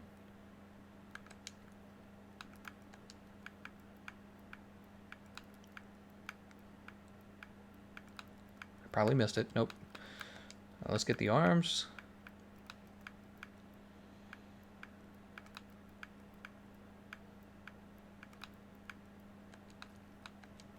You could play without these. It's just annoying. So we got the helmet left and we got the skirt left. The coil. What do we have on? Weakness exploit? Yeah, that seems fair.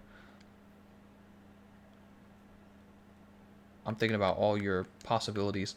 So we'll probably go with the Kulve Taroth Malice Gamma. This is actually very easy to pick up. You should just go play Kulve Taroth a few times, and she knocks out very easily, actually. She's not as hard as the other Arch-Tempered monsters, in my opinion, especially if you have players who know what they're doing. That's probably the bigger part. So if you want to find people who know what they're doing, probably consider joining my Discord server. It's a big LFG Discord server. There's a link in the description. Or go watch my guide, Fastest Farm. I got a huge 50-minute Kulve guide, but we'll put that on. And that's going to finish off our weakness exploit and give us 2 levels of crit boost. And then for the helmet, that's okay. I'm just going to take a look.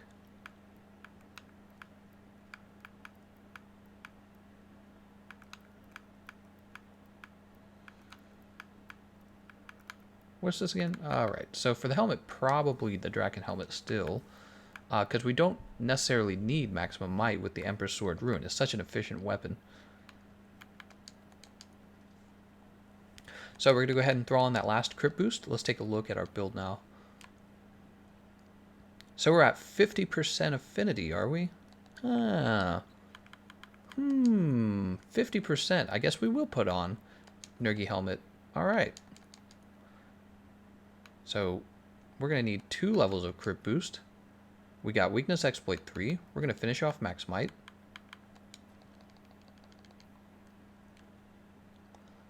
Really, it's still at 30%. Huh.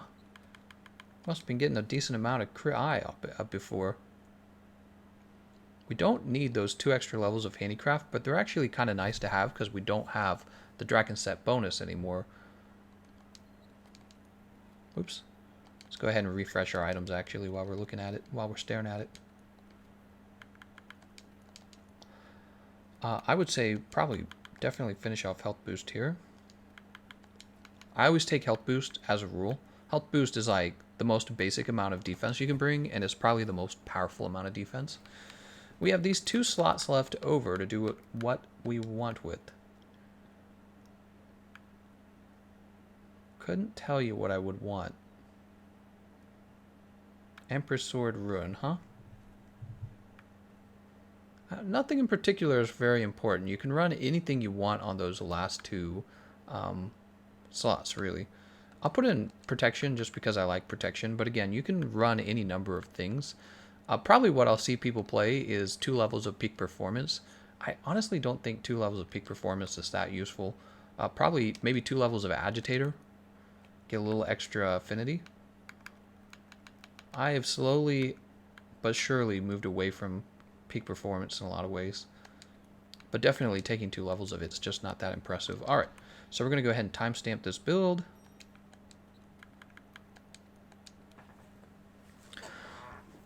One second. Let me get this. This is going to be at 1 hour, 45 minutes, and roughly 46 minutes, actually. That's AT Kushala Daora. Kushala the Stinky. Okay. Pixel. Pixel's waiting to join quest. No sabotaging, Pixel. Actually, who hasn't had a turn? Because this is a full lobby. Pixel, you've had a number of turns, Pixel. I think it would be okay to let somebody else have a turn this time. Because I know you've played with me in Behemoth, and I know you've played with me on Vaal Hazak. So I've seen your name multiple times. We're going to let somebody else have a turn. Like Shinji here. Shinji, I don't think has had a turn yet. Sorry about that, Pixel. It's just to be nice. Just be nice to other people. You didn't do anything wrong. Let's go ahead and pick up this attack up large. Heaven knows we need it. Lord knows we need it. So we're missing a fair chunk of affinity, but that's okay.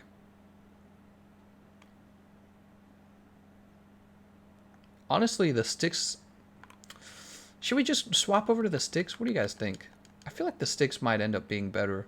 But we have those 2 levels of... Nah, we're going to stick with the Ruin. It's just because this particular armor set actually has those 2 levels of handicraft. If it didn't, then we would probably use the sticks instead of this in order to maintain that white sharpness.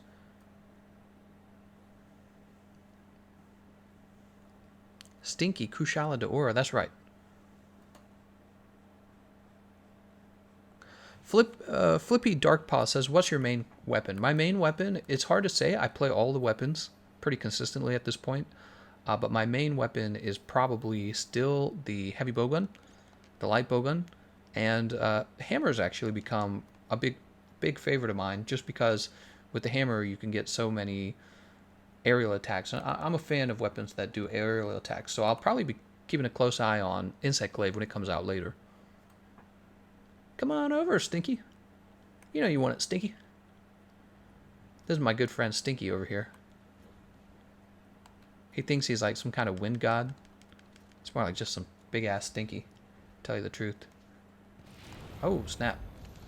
He did not wait on that. Oh my god, double roar? Give me a break, man. Oh, he's winding up the big attack, man. The big Oonga Boonga. Oh, that was too early. That was way too early.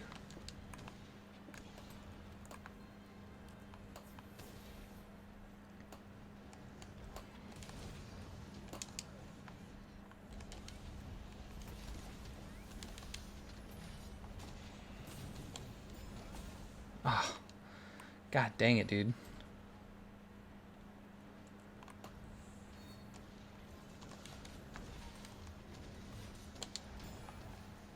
There we go. Spirit Blade 1. Cameron, Reagan, gotcha. I'll sit back for a while. Oh, no problem, man. Yeah, I definitely like to help players who have monsters they haven't defeated for the first time. That's actually something I do all the time on my channel. But in this case, this isn't that kind of stream. And so I figured, you know, there's probably some people that would just like to be in the stream, especially if they've waited this whole time. The stream's almost 2 hours long, so it's not hard to believe that somebody might have waited 2 hours to have a turn. Come on down there, Kushala. God, I hate him. You saw he actually shot us with that wind and it didn't affect us, and that's because we have the protection from his wind. Oh my god, dude. He's kind of like Vaal Hazak with this roar. He's very fast. Oh, no. Who's he looking at? Woo!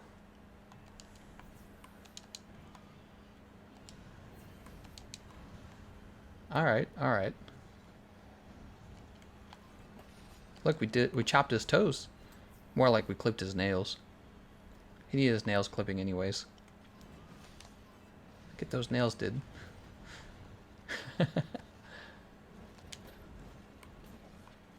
Oh man. He is such a stinky fight. He really is. Somebody convince me that I'm wrong.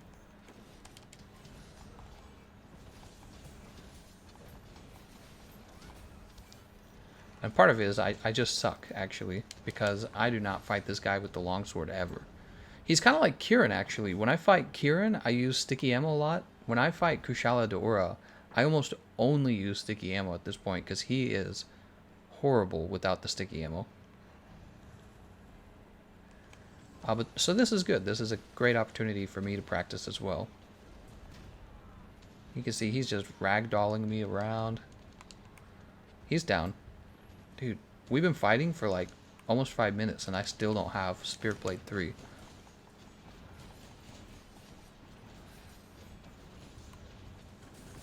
Spirit Blade 2 at least. God dang it, dude. He's just gonna jump right up in the air.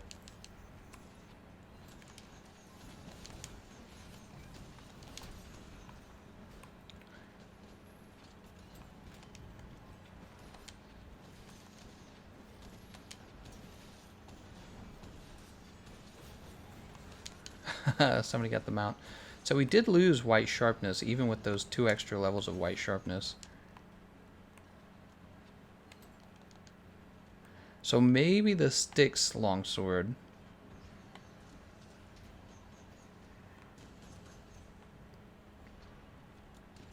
Come on down.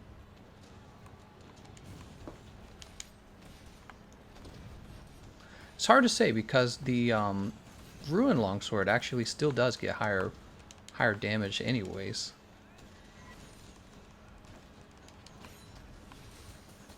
The sharpness just isn't going to last as long. Yeah, he's going to the next stage. I don't know. I think it's pretty close. I think the Ruin might be your better option. So it depends on how long you have to run with blue sharpness. If you don't have to run very long with it, then it's still a decent choice.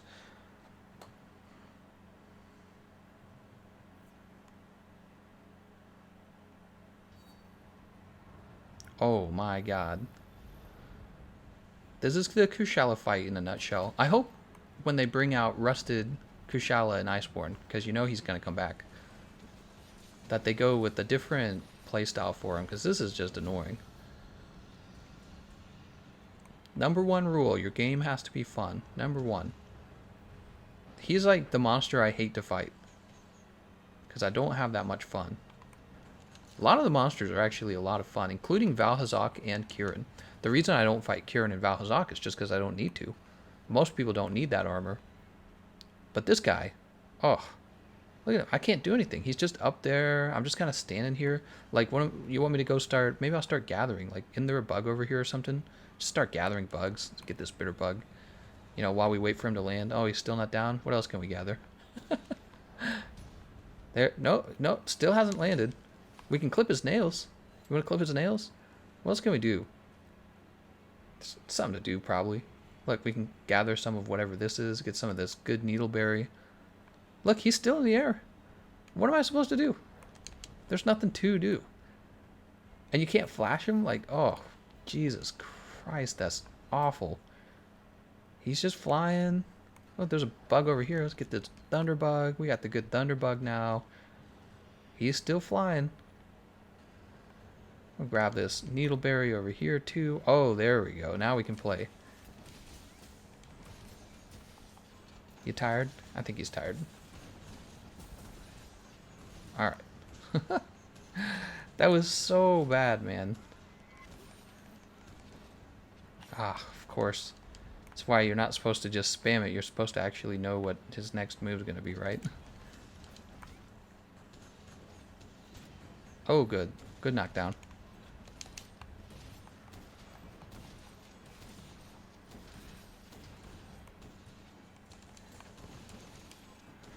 Whoop.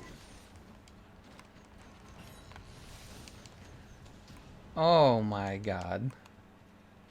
He's flying up there with his scrunchies and his friendship bracelets. Going alley-oop, alley-oop. Oh my god. What is this fight, honestly? Oh my god. What is this fight? Oh, did he roar again and I was just happened to be out of the range of it? I don't know.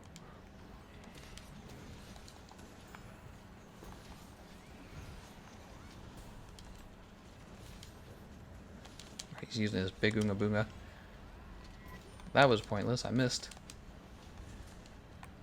I think I would have missed the helm splitter anyway, so it was a in disguise good thing. Huh, that was kind of cool. Did I knock him down? I don't think I knocked him down, did I?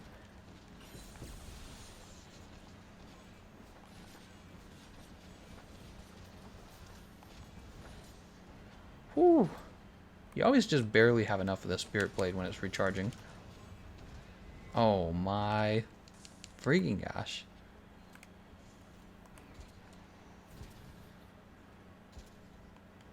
There's a toad down here. Can we get him to land on this pear toad? That'd be cool.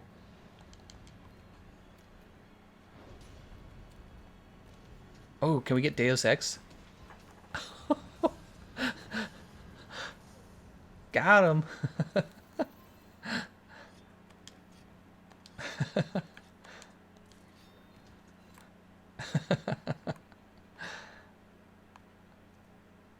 Alright, let's get down there. How to make Kushala fun. Have Kushala without wings. I mean, I think they could have kept him in the air flying like that the whole time, but they should have made it so that he was actually, like, close to you. You know what I mean? He's down.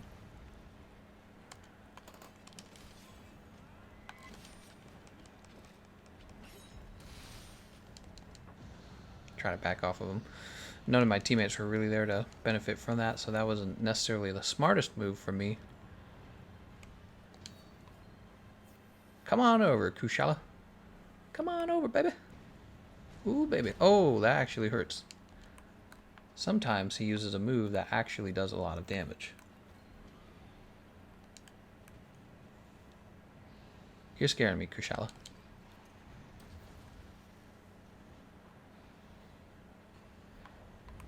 You guys know you want to come over here, right? This is where the good old boulder is. Bring him to the boulder. You know you want it. Oh, okay. I didn't think he was close enough. Apparently I was wrong. Apparently he was. Oh, give me this crystal burst. No leaving for you.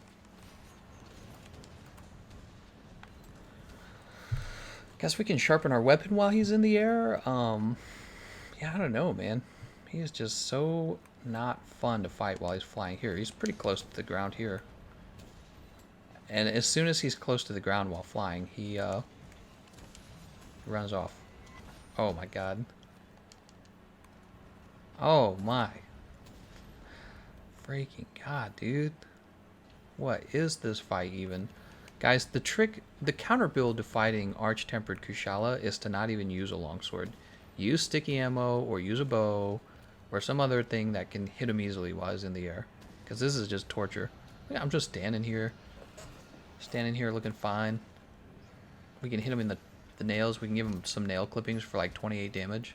Like once or twice. Got him. That was me. I just want you to know that was me.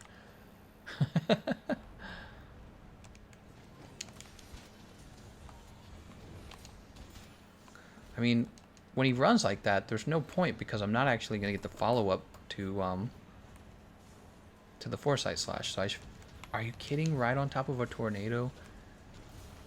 Oh, we're good. Oh, he's gone, actually. Nice job, everyone. Somebody was damaging him, not me. I only got to damage him, like, sometimes, you know what I mean? Because he's always flying, dude. It's ridiculous. Let's go ahead and carve him up. I think I actually fought Arch-Tempered Nergigante more than the regular Nergigante. That's why I couldn't notice the difference. J Music says, "Heyo, can you guys do a build for Insect Glaive 2? Would be awesome sauce." Nope, this is the Longsword builds video. Wouldn't make any sense to... It's Insect Glaive. You stinky Insect Glaive users got to go to a different video. This is only for meta weeb Longsword alpha males, chads. Insect Glaive, that's for those guys who like to skip around and flip in the air. It's for awesome Longsword players. Look at this guy knocking me up in the air.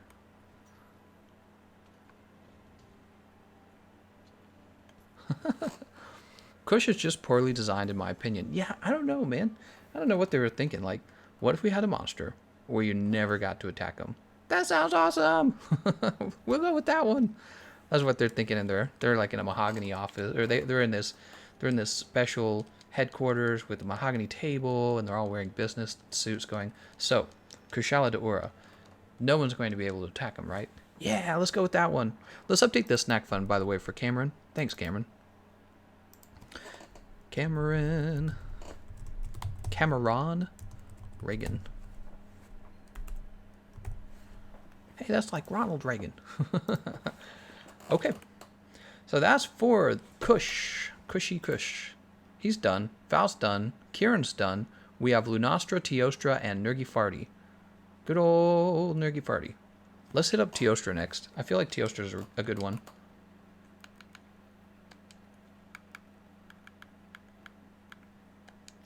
Like 200 people. 200 people were watching the Hunting Horn stream. We do a longsword stream. 700 people. Holy. Hunting Horn needs some new fans, I think. I think Hunting Horn's struggling a bit.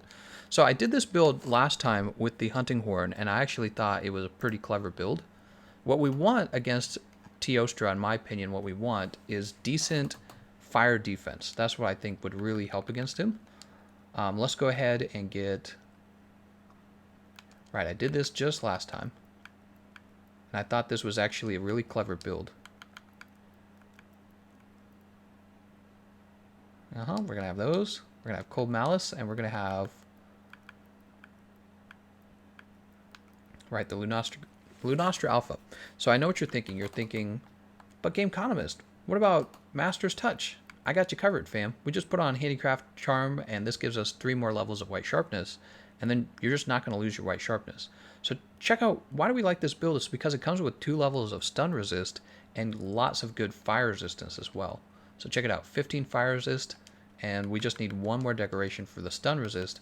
Stun Resist and Fire Resist are the 2 skills that really give you a lot of protection against Arch-Tempered Teostra. So check it out, 21 Fire Resist, level 3 Stun, level 3 Health Boost, and we're still going to have our White Sharpness pretty much the whole time because of the Handicraft Charm, right? That's the trick to that build. So we're at 20% affinity. We're getting 70% affinity. We got Crit Boost 3 already. Let's go ahead and pick up that last level of Max Might.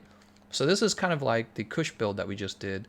We're gonna have 30% plus 50 from the Weakness Exploit. That comes out to 80. And we can do anything we want with the build at this point. You can pick up more damage, more affinity, more defensive skills. I think in my case, well, we have quite a bit here. We could probably go with Expert. I actually think we're pretty good on defense. I think we're set on the defense. I think that between Fire Resist 20 and Stun Resist, we're really set. Where's my Expert jewels? There they are. So we got Expert 1, Expert 2, Expert 3, Expert 4, and Expert 5. So not everyone's going to have that. And again, if you need like different skills to fill those slots in, you could do Agitator, you could do Divine Protection if you want a little more defense. You could do yeah, mostly those I would say. You could do more Fire Resist even if you really wanted. Tool Specialist if you want to get your mantles back sooner. Those are all options.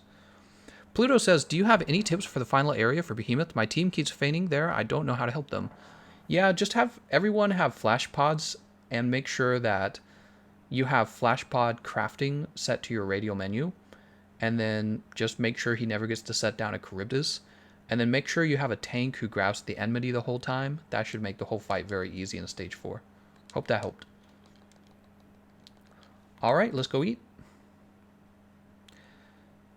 King Brian Spythorn says add in a sharp jewel. I don't even think we would need that. I think we're set, actually, with all the white sharpness we have. I think we're set. So we have Sen, Bon, Sakura, Shirato, and Kasuki. Thanks for joining, guys. Do a voucher real fast. Eat a meal. We'll have... We don't need this. We'll actually go for the attack up large Moxie. Remember, because we already hit 21 fire resist. So we're over the 20 threshold, and the 20 threshold gives us immunity to Fire Blight. And then because we have immunity to Fire Blight, Moxie is going to work. So if he uses like the flamethrower on us and procs Moxie, we won't be Fire Blighted, so we won't take that tick of damage that would have ended Moxie. Fire Blight destroys Moxie, it really does. Makes it non-viable, but our 21 fire resist makes it viable again. Yep. So what I find when I fight Arch-Tempered Teostra, your biggest risk is if he hits you with like 2 of his melee attacks in a row, you're immediately stunned. Is very, very high stun damage to the player. Usually every monster has like one trick to defeating them, and in my opinion, when you're fighting Teostra, the trick is stun resistance. It really does help in my opinion if you're looking for more defense. Oh, all right, let's get going. Oh, I forgot about we'll show the build. Here, we'll say the timestamp. Oh shoot, we'll say the timestamp was roughly 206. 206 15 AT Teostra.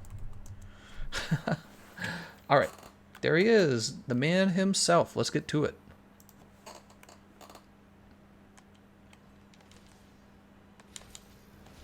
Nope, he got me. I'm always too aggressive. I should have just delayed.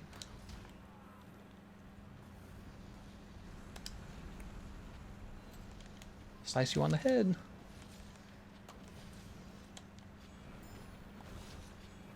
All right.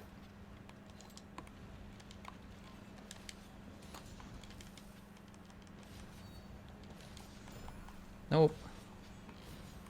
Because we have a move called Foresight Slash, and it is overpowered. Although, I took a lot of damage from that, didn't I?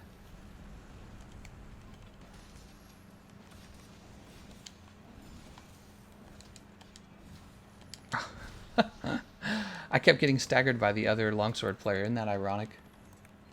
Longswords abound. Oh, no.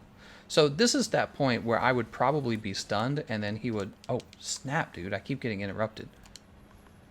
This is the part where I would probably be interrupted... Not interrupted, stunned.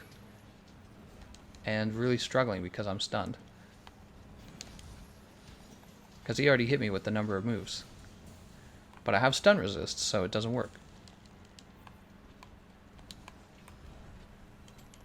And stun resist is getting a boost. You can actually go, I think, with just 2 levels of it soon.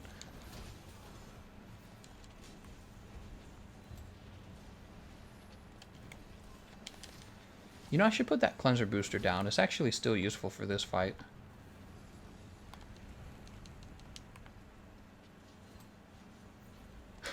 He's trying to swipe me. Oh, snap. See? No KOs. He can't stun me. It's not possible. It's not possible.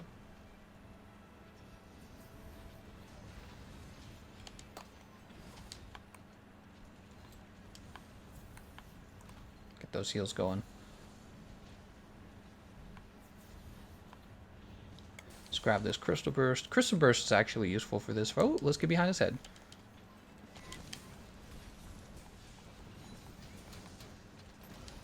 I know what you're thinking. You're thinking, oh, look at that. I thought I was actually going to get the dive evade out in time. Maybe I should have gone for the, with that, knowing that, I guess I should have gone for the actual Foresight Slash. Because I expected to be able to dive evade it, but I actually wasn't. Interesting to note.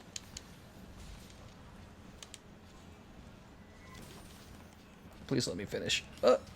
Nope. God dang it, dude. God dang it. Oh no! He killed me too! Wow! Oh, I'm so sad. Oh, I just need to play better, honestly. That's so sad. He's rocking me, man. He's another monster I just don't fight that often. You know, the monster I do fight a lot is Arch-Tempered Nergigante. I fight him all the time. And I have lots of practice against him, but, you know, I feel like today's kind of made me realize how unpracticed I am with a lot of the other Elder Dragons just because nobody really needs that much help with Teostra. Oh, I'm so sad. I can't believe I died of that. By the way, I can't see the comments. I need to open the comment sections back up. Alright, we're back. Get him, Kasky.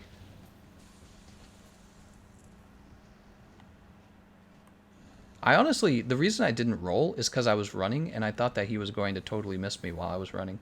I should have just hit the roll button. I've done that a number of times where I get like lazy. You guys ever get lazy? I get lazy sometimes. Yeah, I thought that his move would totally miss because of my running. Oh, and look at that. We didn't have enough Spirit Blade in our gauge, Spirit gauge, in order to get to level 3. I thought I would. Alright. Alright, no more of that. No more of that. God dang, dude. Can't believe he got us at all. Now, he's not like Lunastra. You don't actually need to drink a cool drink when you're up here. Lunastra, you do. Too early. I thought he was actually jumping.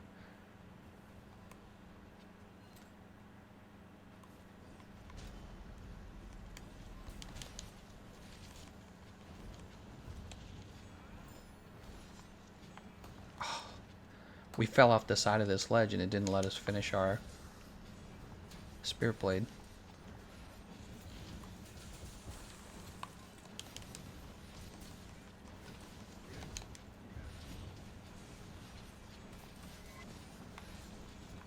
Nice, we got him.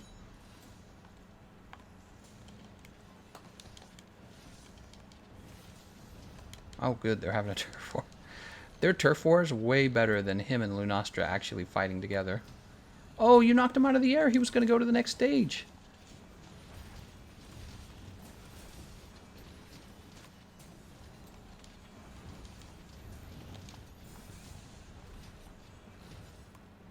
Alright, we dodged the roar at least.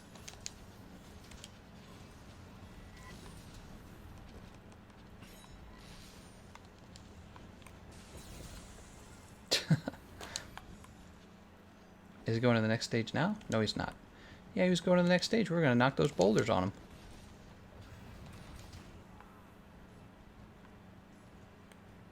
He is definitely going to go into his big Oonga Boonga in a minute here.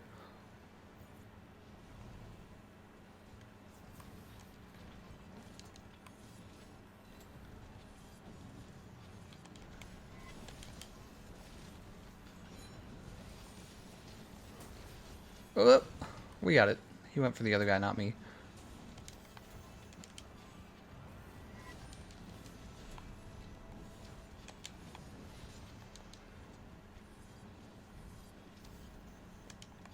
There's always a risk. See, something I'm still learning about the longsword is when is a good time... I think he might have just saved me. When is a good time to take a risk with the helm splitter? That is something I'm still learning because it feels like you're either spamming it at the wrong time or you're never using it, which means you're not doing as much damage as you could be doing compared to if you actually got lucky and got it to go off. It has such a long wind up, the whole move, if you think about it. It's really quite a risky move to be using. Oh, did we lose somebody? We lost someone. There's my cat. We lost 2 players. It's just me and Senbo Sakura now.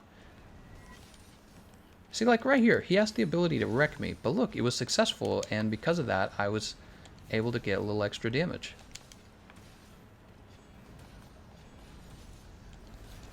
Gosh dang it, I tried so hard to use the Foresight Slash on that. And I'm dead again! The chump got me! Oh my... Oh my god, man. Oh. When you're getting wrecked by Freaking Teostra. He's not even he's not even one of the harder monsters in my opinion. Just getting really bad luck here.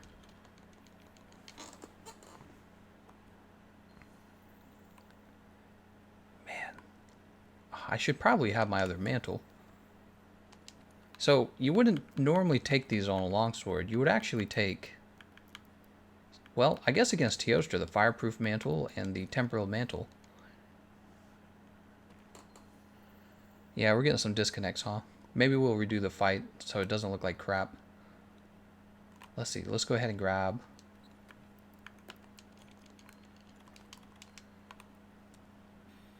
This will be the warm-up round.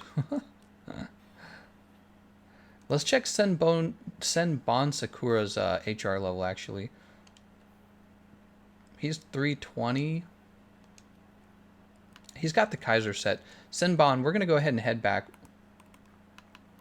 We're going to get this restarted. I'm going to get the, because one of the things I didn't do, I'm going to get a look at my gear so that when the players go to the timestamp, they actually get a clear image of the actual build.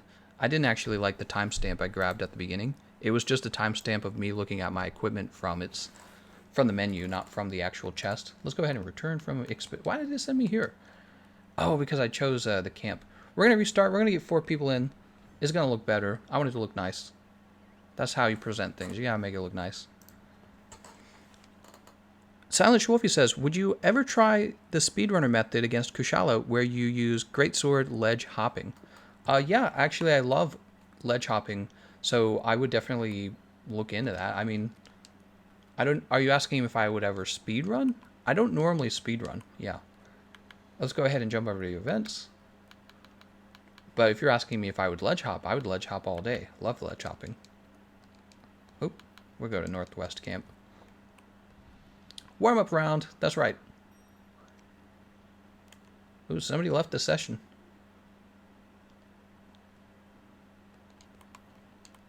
Alright, let's get up there. How would you rank Arch-Tempered Elder Dragons from easiest to hardest? Kirin, Vaal... Well, actually, I guess Zora. It would be Zora, Kulve, Kirin, Vaal, Kushala, Teostra, Lunastra, Nergigante, in that order. Use a voucher real fast. Eat a meal. We're going to use the Tack Up Large Moxie.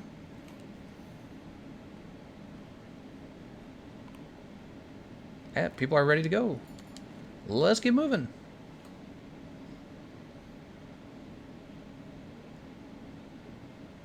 So, for the mantle, we can either go with the Fireproof Mantle or we can use the Evade Mantle. The Evade Mantle is really nice with the longsword. The question is, would I rather have that for more damage and better iframes, or would I rather be using the Fireproof Mantle? And I actually think the Fireproof Mantle is easier. I think it's easier. Not necessarily better, easier. So we're going to use the Fireproof Mantle. Alright, let's jump down here. Not necessarily more damage, but better defense. Maybe that's the correct term I'm looking for.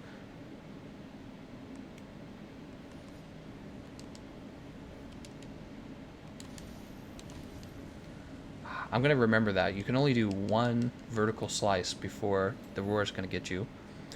Why do you always press Y to collect login reward? What? I don't know what he's asking. Alright, let's go ahead and put this on.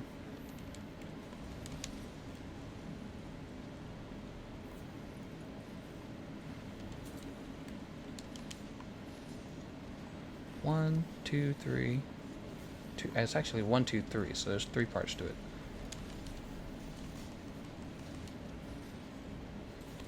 Ah, I clicked the buttons for it, but it was just slightly too early.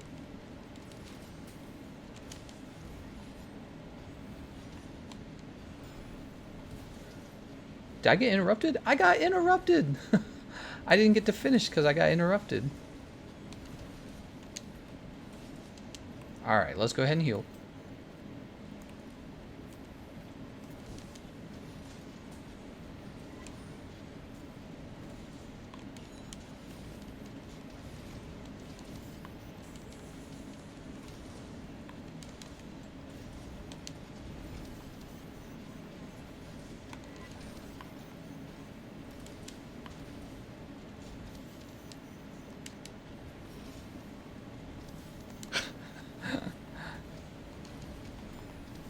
Teostra trolling over here.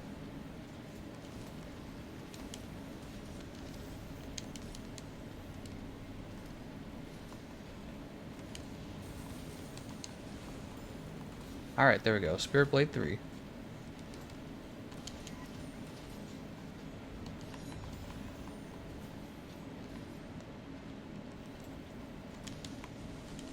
Oh no, I didn't expect him to get tripped. I expected him to go through with the flamethrower. Oh, and we missed. That sucks.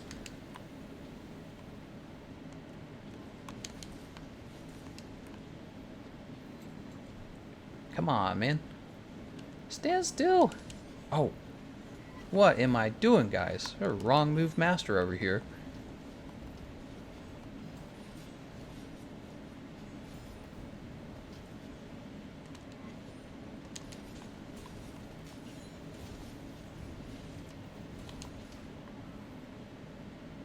Wow, he can really go in the lava, can't he? Look at that. He's fully in the lava.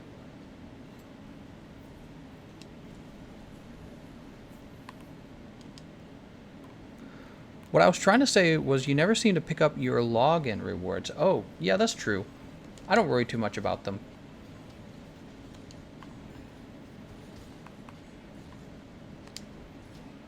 God dang it, dude.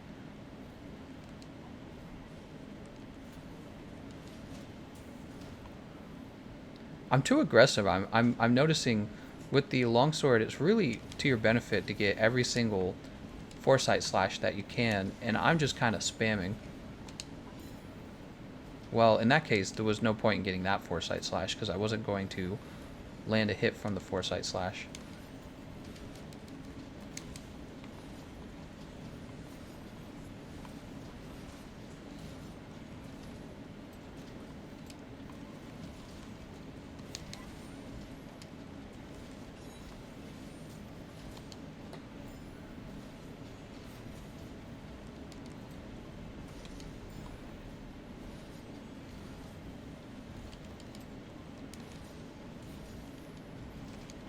We're really bad on sharpness. Alright. Get that white sharpness back. Pluto says, I'm just cursed to never be able to do Behemoth. That sucks, man. Gotta keep at it. That's usually how it goes. You know, when you're trying to do something real difficult, it's usually just a matter of continuing to do it over and over and over again. And if you have the patience and if you have the time. You know what I mean? That's usually it.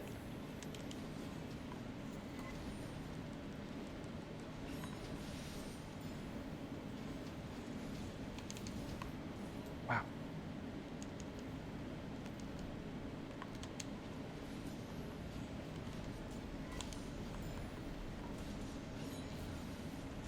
So I'm doing a little bit better.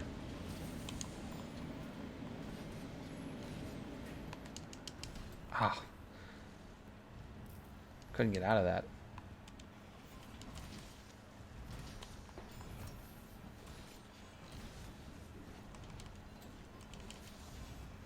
Oh, the moment I try to use Helm Splitter, I'm in trouble.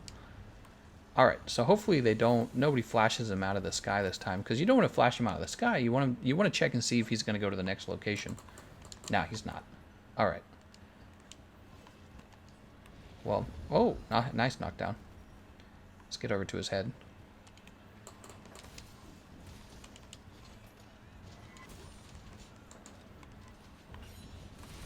Ooh, that's some great damage. Oh, what am I doing? I'm rolling straight at him. Such a bad idea.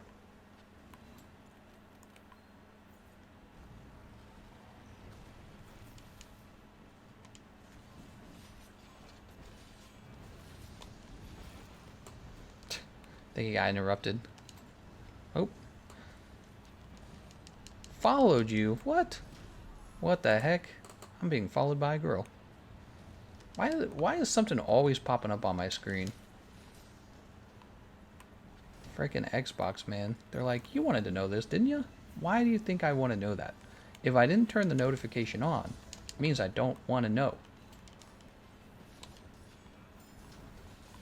It's like it assumes by default that you want notifications. Phones are like that too. It's like, please pay attention to me. That's how phones are. And you have to like go out of your way to tell your phone not to bother you. This because you don't buy a phone unless you think it's super useful. But it's like you didn't need to know all those notifications.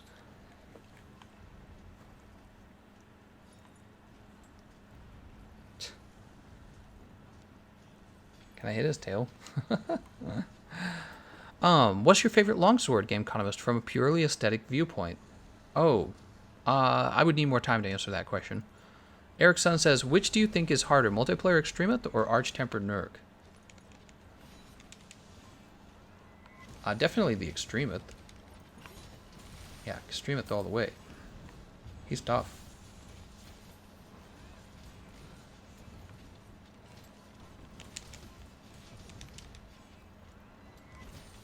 Whoop. Cut you in the head.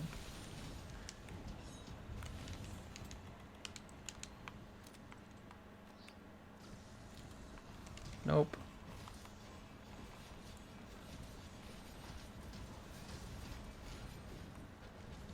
Oh, dang. He's getting beat up, guys.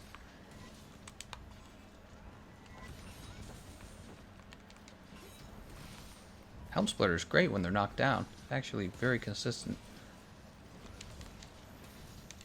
Oh, see, I was trying to use that so that I could go into a Foresight Slash, but just didn't work.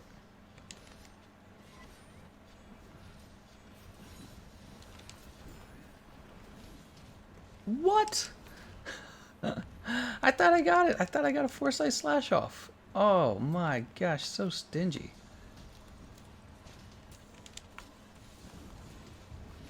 He's gone. Nice job, everyone. Alright, that was a much better run. Oh, but you know what? Did I write down the... Oh, no, I didn't write down the build again. What am I doing with my time? Alright.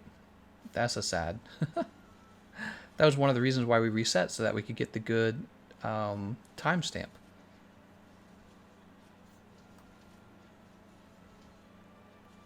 Alright, I tell you what, we're just going to go with this timestamp. So we'll go equipment information, and we'll hold that up. That's a sad. That's going to be a sad. Ooh. Kiddo Par says you can also unsheath straight into Spirit Blade. I did know that one, yes. It's a shame good damage means never seeing cool stuff like that Kirin Greatsword that looks majestic. Alright, so the timestamp is 2 minutes 27 seconds. 2 hours 27 minutes and 36 seconds. Arch-Tempered Teostra. For anyone who jumps to that point, they need to know that they need to look backwards to see the fight. Maybe they'll figure that out on their own. Alright. Thank you everyone who helped me with that run. That run was much smoother than last time. I went off so I could watch the stream properly. Got in that Kush quest though. Nice. Okay. So we're done with Arch-Tempered Teostra. This leaves us with Lunastra and Nergigante. So with it's interesting with Lunastra. We learned that if you want to talk about defense versus Arch-Tempered Lunastra, the best defense is, and I'm not talking about skill defense where you're like rolling through her moves or anything like that. I'm talking about like straight skills that keep you alive, whether you're good or not. Where is it? Windproof. Windproof level 5 is what I'm recommending. Let's go ahead and get... I'm trying to think. So we also want fire resistance armor. We're going to go with Kaiser Crown here. Fan braces there. Show me Kaiser out. There it is. Kaiser Gamma. Although, these builds are supposed to be designed for... Yeah... Once again, the builds are supposed to be designed for you not having the Gamma armor. We made an exception, of course, for the Draken armor set, which is just Behemoth. We made an exception for Kulve. She's really not like the others. So I'm not like other girls. So, let's jump up to the smithy. We're going to take a look and see what the best windproof option is. I don't think there's any good windproof options. The problem with using Draken against Lunastra is we're still going to have really bad fire resist. Angus Chen says, what are your thoughts on Clutch Claw spam into zero-sum discharge on switch axe? I don't know what to think of it. I'm a little disappointed by the Clutch Claw. I think that they over-advertised it, and instead of having the Clutch Claw, I would have preferred having a new weapon class. That's my opinion. Capcom can disagree. Got armor. Maybe they're saving that new weapon class when they need to sell their next copy of, the next Monster Hunter World 2, right? So they might be doing that. They might have that in their sleeve. They're like, well, we should save it for when we want to sell the next one. Show me wind resistance. I'm just curious. I think I did this last time and I didn't find what I wanted. Okay, so there's the Zora helmet, and that's about it. It does come with 4 fire resist, actually. There's this guy too, huh? Most people are going to have... That's actually really efficient. Look, 2 levels of windproof, 1 medium decoration slot, and 2 small decorations, crit eye. But the question is, we don't actually need... I think it's fair enough to tell people to go play Zora Magdaros. He's not really tough, right? I don't think he is. I have him, right? I don't think I have him. Oh, I don't have him. Let's put it on for a moment. I'm just curious. I'm just dabbling. Forge equipment. Armor. I'm just dabbling. Oh, I can't even build it. I need Zora Magdaros Plaura. Alright. Well, we're not going to worry about it. It is an efficient piece of armor, but I didn't really feel like we needed the crit eye. I suppose what I'm curious to do then is to just go back to this set. Nergi helmet.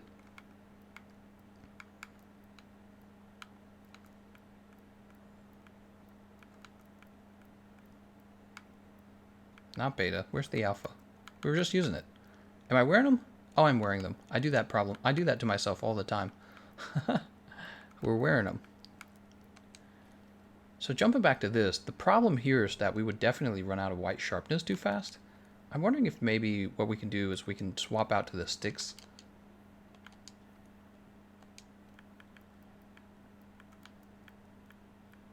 We were running out pretty fast last time too,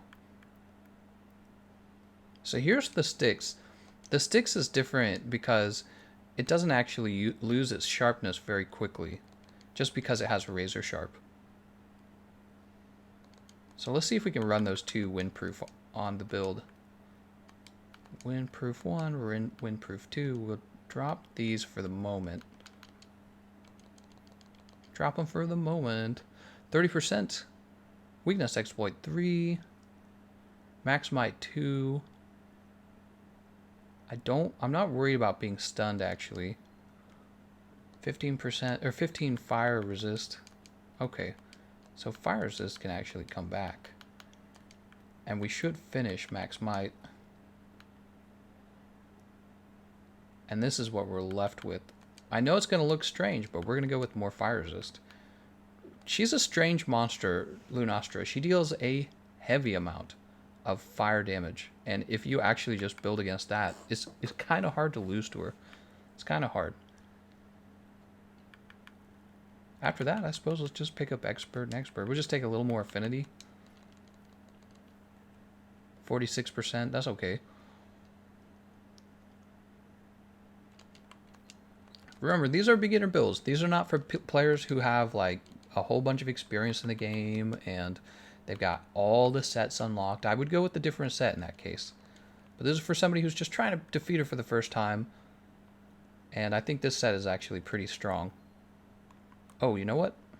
So before we leave, let me first of all make sure we don't have too much skills in anything. 5, 3, 3, 3, 3. All right. And then let's go ahead and save this. Let's see, the time on this is going to be roughly, I think there's like a 30-second lag to this. So it's going to be 2 hours, 34 minutes, and about 50 seconds. Arch-Tempered Lunastra. That's my Arch-Tempered Lunastra build.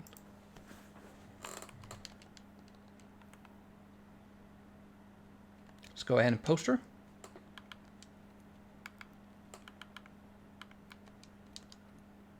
jump over to this camp real fast. Last time I fought Lunastra, someone flashed her and died to supernova straight after. Oh, man. So look at that 35 fire resistance. She's one of those monsters where it's like, it's okay to just build tons of fire resist. Because it just makes things better. Oh, we can't actually eat that. Can we eat? We can eat this one though, right? Good. Fur coating, I'm pretty sure, actually, it takes the place of cool drink, I'm pretty sure. Cool. Let's see. We should say here, right? Does it not?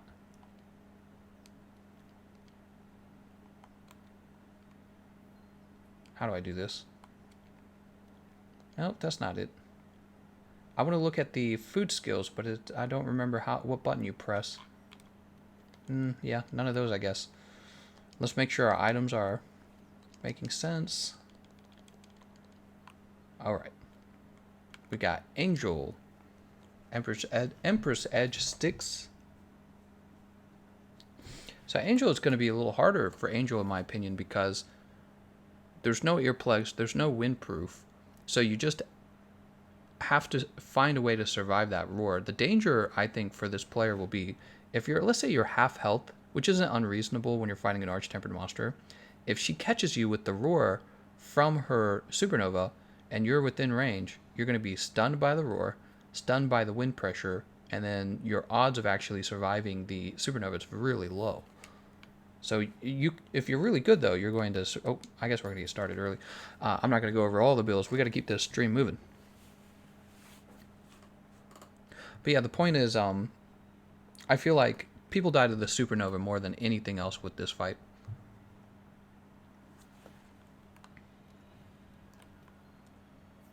Okay, and I don't think we have to drink cool drink because we have the feline fur coating. I'm pretty sure it does the same effect of cool drink. We'll be able to know when we land down here. Let's see, because we should take heat damage. Yeah, see, no. Oh, we are taking heat damage. Okay, we are going to have a cool drink. Actually, we should have some in our inventory. I am mistaken. Don't listen to me. Feline fur coating. What does it do then? Strange. It does something. You're breathtaking. How's it going? What am I doing? Thanks for joining. Too early on my roll.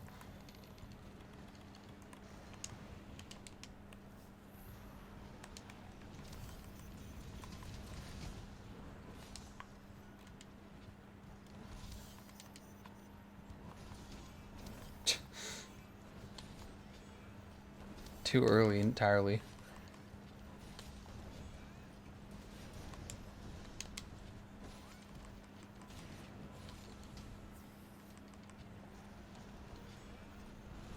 Wow, this is just like Teostra. I need like a warm-up. I gotta mention it's 1 a.m. in the morning for me, so I could be playing better. But it is actually very late. Dude, double roar? She's insane, man. She's quite literally insane. You can see we weren't affected by the wind pressure there. That's a little side bonus of having windproof 5.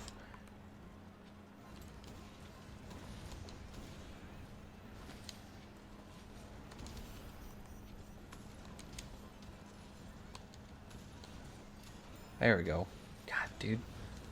Couldn't land even one of those on her. Oh, we got the foresight slash. We just didn't land the actual hit.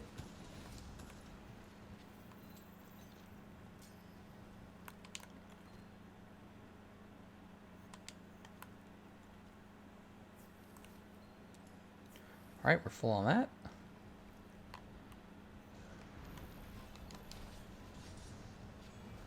Oh, I didn't see her tail. I was looking at what am I doing?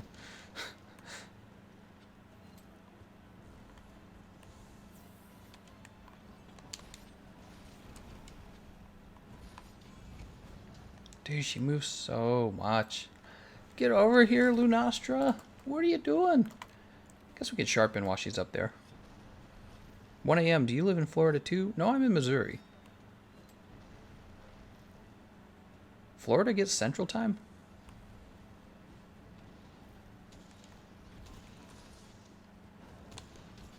Got it. Alright, so...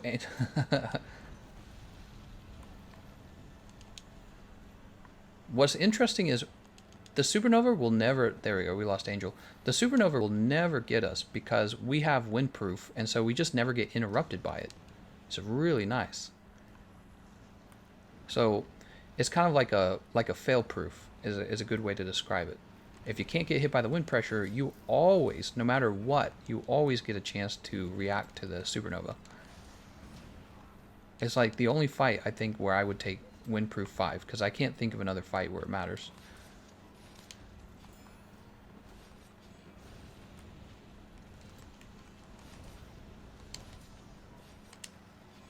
And we're going to stab her. Oh, and she's going to interrupt us. Whatever. That's her prerogative. She's just living her truth, guys. It's one of my pet peeves. Alright, there we are. Oh, so many roars. I used to take earplugs against her because what would happen is you would know at the beginning of her roar for her supernova, you would know the supernova is coming down. And that's legit strategy too. But I think actually Windproof 5 ends up being a better strategy because... Try to give him a little health. I think Windproof 5 ends up being a little bit of a better strategy because you don't get interrupted by her other Windproof moves like that one she just used. And with the roar, you actually have a chance to dodge through the roar. So what's happening with Angel? Angel's having trouble dealing with all the fire damage. She's such a high damage monster for fire damage. Uh-oh, we lost Deus Ex. No! You can see, what am I doing? He actually took, when he gets touched by fire, he gets hit by the fire blight.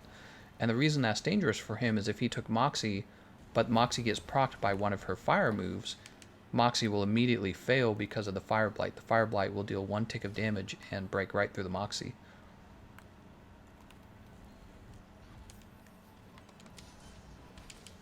Teostra discovered. Now it gets fun.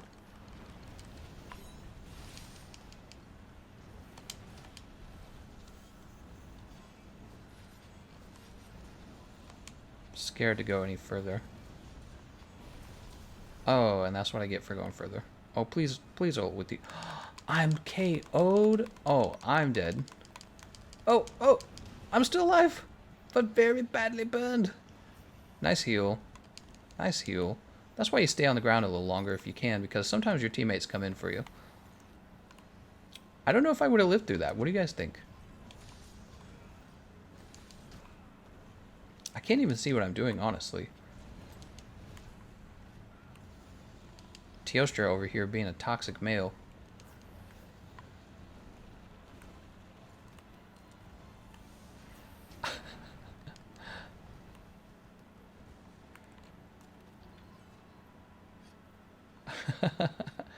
Angel dabbing? You dabbing, Angel?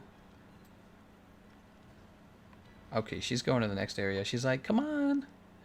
She's looking at her boyfriend. Hey, I did it with HR 999 lol. I did nothing but support with flash and health, couple hits. I don't know what you're saying. I think he's talking about Behemoth still. You got it, man. Regular Behemoth isn't too bad.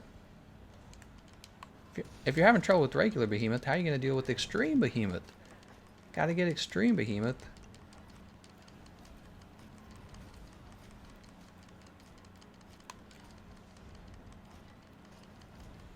Come on, Lunastra.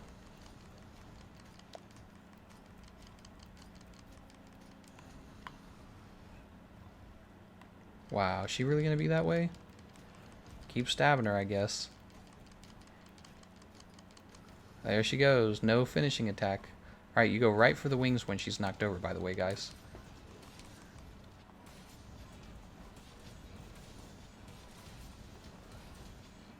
Nice. Oh, I was trying so hard to foresight slash. Oh, nice. We're on the wrong side of her, though.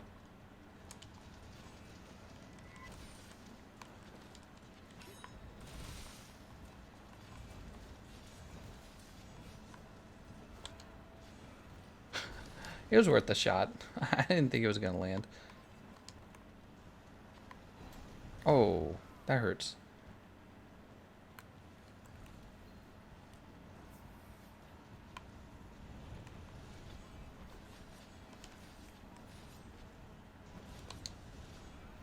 That sucks.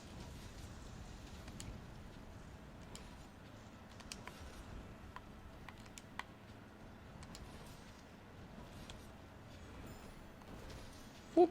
There we go. There's Spirit Blade 3. And she still smacks me with that tail, man. What am I doing? My character's like trying to climb the wall there.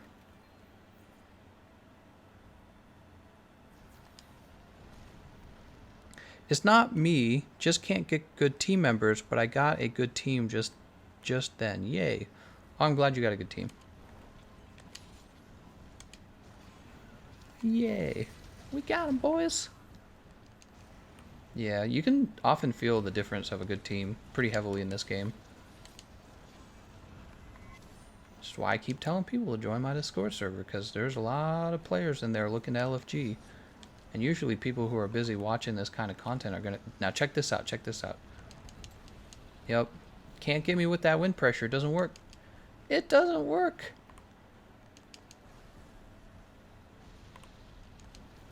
She didn't get me at all, hardly. So there's no wind pressure during the whole supernova. You're like completely safe.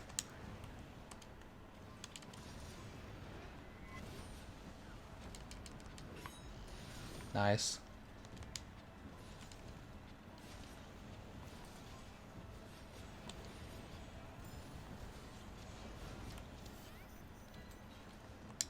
Ah, too early.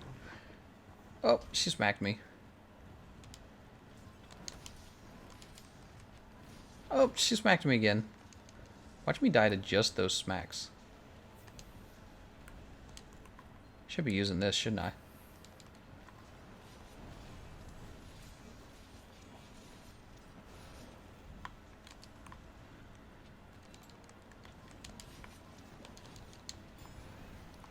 We got her. Alright, and oh, oh, that would have been cool if we got just the tip of the tail there. Oh, we missed the tip of the tail a second time. We dodged it that time. Oh, good luck, guys.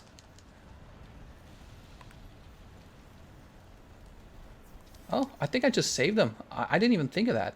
So we're wearing the Luna Alpha legs, and that comes with 2 levels of... Check this out. That comes with 2 levels of... What am I doing? It's like, yay! I think I saved him. I think I did. Oh, that's too bad. We're wearing the Luna Alpha legs, and that comes with 2 levels of wide range. It's one of the reasons why I like the legs so much. So what I did was I ate an Astera jerky because I realized certain types of foods, you get their whole effect if you eat them. Kind of like Might Seed. Even if you only have 2 levels of wide range, they're still going to proc, right? It's not like you get a small amount of healing. So Astera jerky has this effect where all of your red health comes all the way back when you eat it. And that's why I realized, oh my gosh, all I gotta do is stand next to this guy and eat my Astera jerky. I'm not affected by the windproof, and I actually have lots of life left. Yeah, that worked really well, actually. Messing this all up right now, though, while I'm talking. Not going for the wings, because I'm dumb. Because I'm dumb! So I guess you could say that's another benefit to having that wind pressure resist is, or wind resist, is you can eat an Astera jerky for your teammates and actually get away with it because the wind pressure's not interrupting you.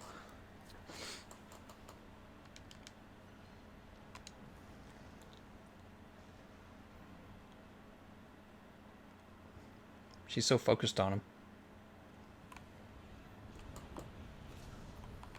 There goes. She's down. We're gonna go for the wings. Duh. The wings. There we go.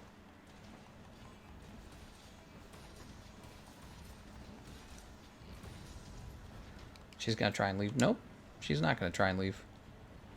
This is gonna hurt. Oh my god. Is she gonna kill me right now? No, no, no. She's looking at somebody else. Wait, I'm trying to use a max potion. There it goes.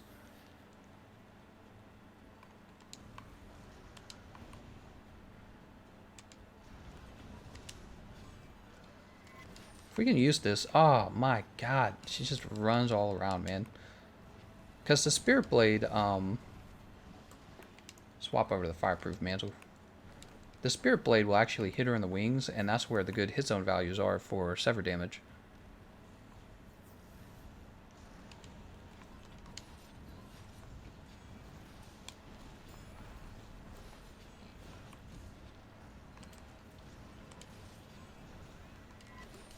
Oh, nice. Except we didn't get any good damage out of that.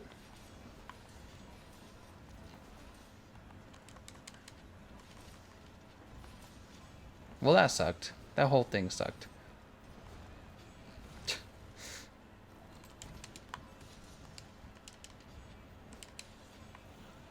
Oh, don't do it. Don't do it. I don't think I have any more Stare Jerkies, so I can't help my teammates after the last time. Oh no. I'm airborne rather than being able to use... Okay, good. She's back down. Oh, I was hoping that I would be far enough toward the back of her head that wouldn't hit me, actually. Oh no, I don't want that. I actually want the Crystal Burst.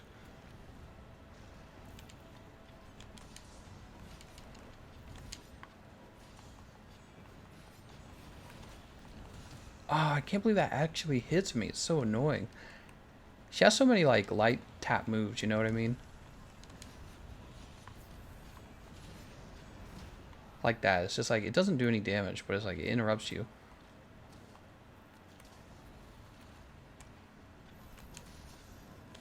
Oh, I scoff. I scoff!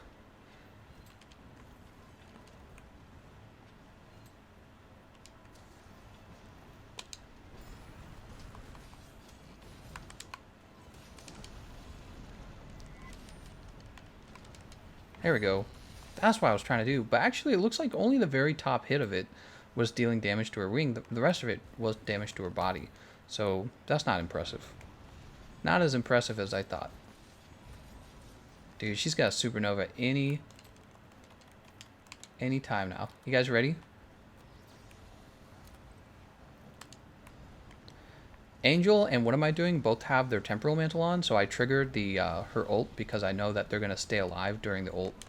It's actually very clever of me to do this.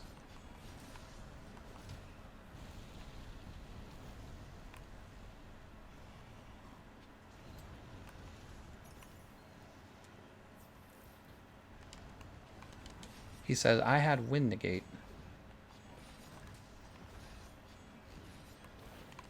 Oh, she got me.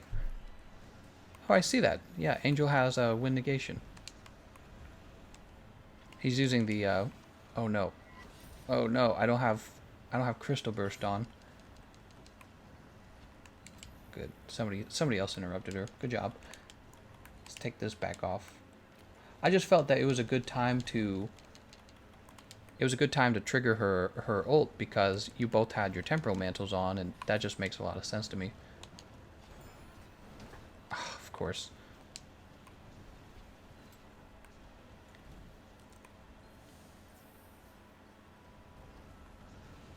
Oh man, we just need to get more damage on her.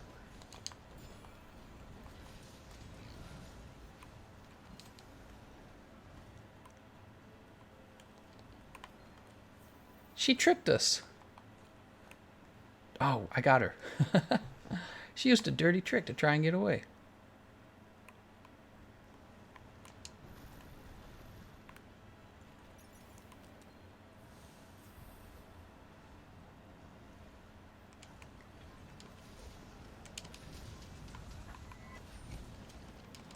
Oh my god. Here comes. Nice.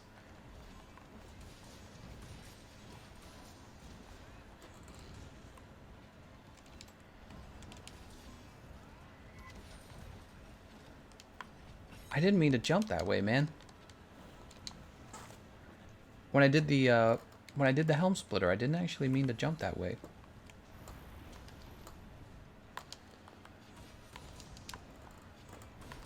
Look at this. I'm reaching her upper wing. That was pretty cool.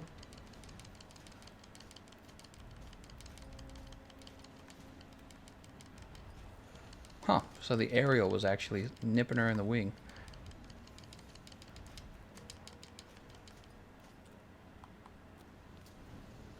Alright, that was my last crystal burst. Oh my god. Why do you have to be this way? No finisher. Because of course not. Oh, the wing's on the wrong side. Doesn't matter. She's dead. Nice job, everyone. It was a bit of a longer fight, but you know, we had multiplayer scaling on her health, but there were only 3 of us. So, and Angel was using a hunting horn, and we all know that hunting horns do trash damage. I'm just messing with you guys. Good games, everyone.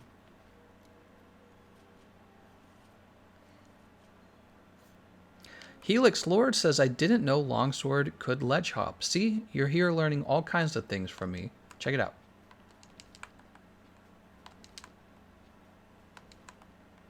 Longsword ledge hop. Did you know that one, guys? That's the Longsword ledge hop. Now you know. A lot of people don't do it because there's not a good reason to. But there was a reason to do it there because I was thinking we could get another mount. And I happen to be hitting her in the wing, which is nice because that's where you do good damage. Angel saving lives. Not mine. I already had windproof on my build. Although, there was that moment where I had just a small bit of health left and somebody used what looked like an Astera Jerky on me. If they didn't do that, then they used a life powder on me, one or the other. Can you show the build after this fight? Yeah, absolutely, Boss Bear. This is not like a good counter build if you have all of the Kiara weapons and all of the end game armor. This is like a counter build that you can put together strictly by crafting parts and you know, using easy armor to obtain. That's the point of the builds in this video. So this was the build. You can go ahead and screenshot it in 1, 2, 3. All right, let's see who's left on our list. We have Nergigante. All right, so let's say by the time you're ready to fight Nergigante, let's say you actually have some better weapons by then. Probably one of the nicest weapons that could drop for you is the, let's find it, Teareth Sword Fire. So we're going to use Teareth Sword Fire for Arch-Tempered Nergigante. Let me mention though, you could have also have used, do I have it? Oh, maybe I don't own it. Oh, right here, Kiara Sword Decay. So you could use this against him as well. It's pretty solid. The base damage is 677 anyways, right? And it's got higher affinity. But yeah, we're going to go ahead with the Teareth Sword Fire, and we're going to get together a Draken build. And we're going to use a bit better of the endgame armor. So first of all, what do we have? We have a non-craftable weapon, the Teareth Sword Fire. We're also going to have the Emperor's Coil Gamma. So you have to go defeat Arch-Tempered Lunastra for this build. And then what are we doing for the... I can't remember actually what we do for the charm here. I guess what we could do for the charm, honestly, is put on Evade Window, and this would give you Evade Window 5, which is just nuts. If you've never done it, go do it. You're going to be impressed. Put on Evasion Mantle. So this is what we're looking like. Let's go ahead and get that health boost. This is going to have Elementalist. Now, there's various other builds you could use against Arch-Tempered Nergigante. When I defeated Arch-Tempered Nergigante, you know what I was using? I was still using the Witcher set. I was using that on my PlayStation account, and we beat him. It wasn't that bad. Okay, so I'm looking at this. It would be more efficient to have the Evade Window Charm, but if you don't have enough Weakness Exploit, use the Weakness Exploit Charm, okay? But I actually have plenty of Weakness Exploit, so we're going to pop those right in. And then we have room for 2 more. Should be Max Might. Let's take a look. Yep, we're going Max Might.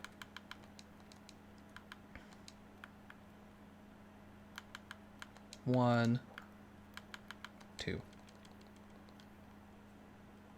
40%, huh? I thought it'd be higher. It's because we have all the evade window and the health boost. That's actually kind of expensive to have. Heralds of Destruction's Cry. So we have 90% affinity, which should stick around for a little while. Nergigante actually eats through your affinity a little, or eats through your sharpness a little faster than other monsters. Because his black spikes are not your friend. They're going to eat up your affinity. Ah, I said it again. Your sharpness. It's getting late, guys. It's like 1:16. My brain's getting is turning trashy. Just watch Team Darkside down Vakana in 7 minutes or 8 minutes. I don't want to play. Angus Chen says tear at the fire. Pluto says, would you rather Zenogre or Dalamadur in Iceborne? How about both? McGuel says, I can go for some hairy British girls right now. Oh, hell yeah. What are you talking about? Hairy British girls. Hairy British girls. What? Attackable large. Loving that Moxie.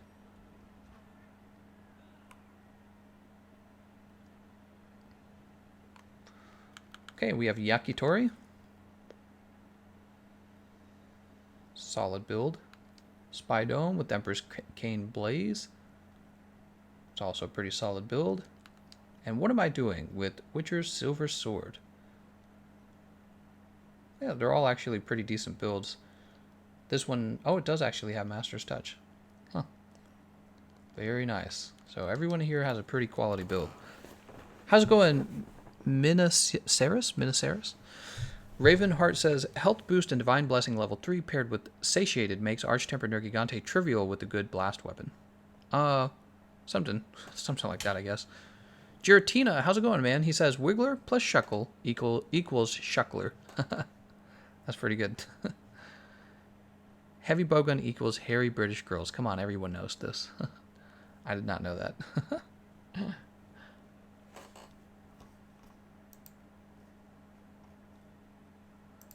Man, it is late. Stream's taking a while, isn't it?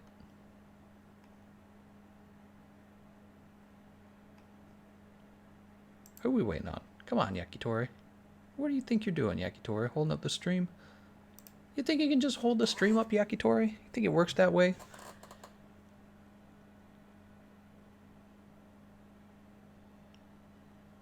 Oh my god.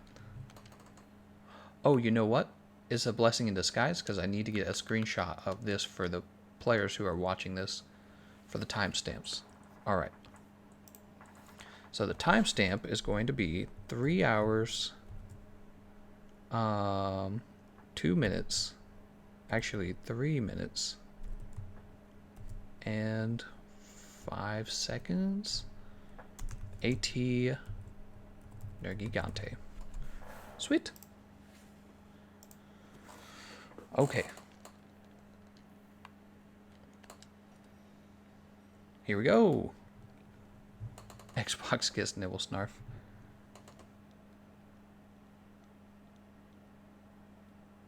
Does the evade window affect foresighting? Huh, that's a good question. I just kind of assumed that it would. Tuxie says, how long are you going to stay on? Hopefully until morning. I'll be staying on late enough to get the rest of these builds done. What do you guys think? Should we do an extreme Behemoth run?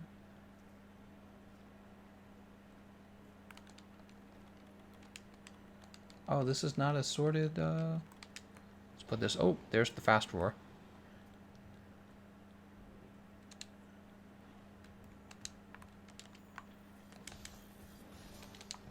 Yeah, of course. Why do I do it to myself? It's always, you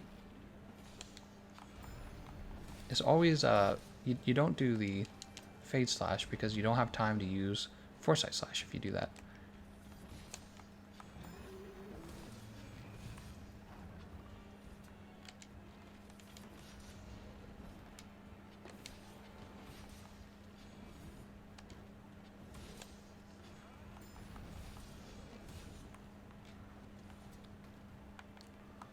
Oh, we don't have anything to drop that with.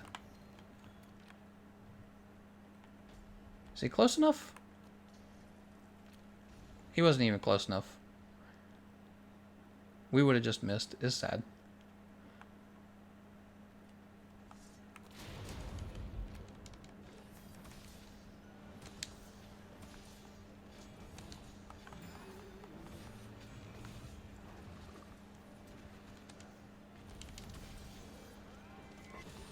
Well, yes. Oh, I'm amazing.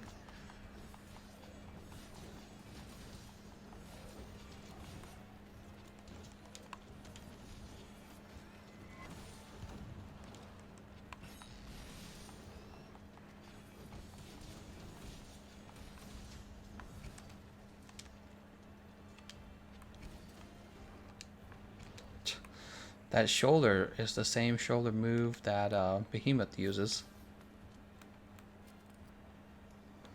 Hoping to get in a quest this time around. I'm a longsword main too. Nice.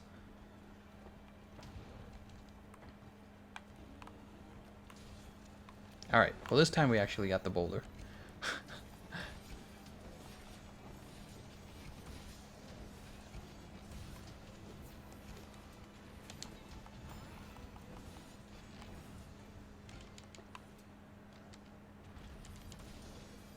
Doop. Ouch. Uh-oh, I'm dead. Oh, Moxie saved me. I shouldn't have stood up at all, because that punishing move is not like the big aerial punish move he uses. That one actually will land, and it sucks, man.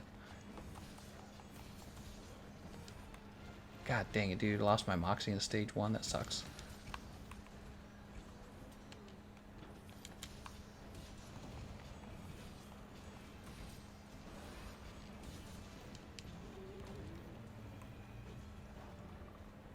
Alright, we didn't get the powering up roar. I'm gonna guess the reason why is because we the failed sleep on him. See, it would have been nicer to just drop the 2 boulders and save the sleeps for the end. I mean, we'd still get nice wake-ups on him. Probably. Probably. No guarantee. See what I did there? I iframed through it by hopping off the ledge. Isn't that amazing?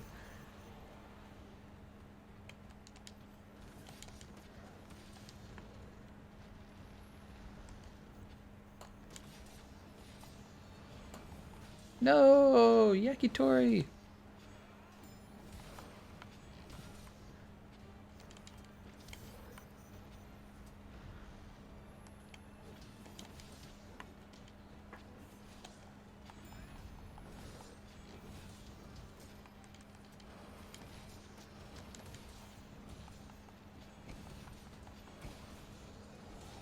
Doop. Dude, longsword is so easy against this guy.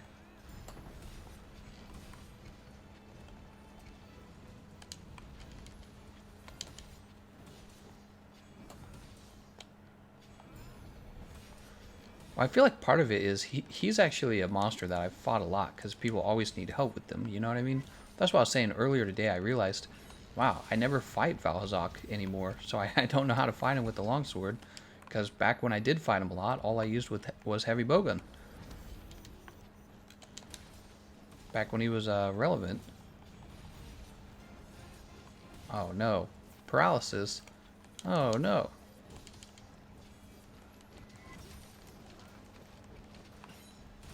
Come on, guys, go for the head.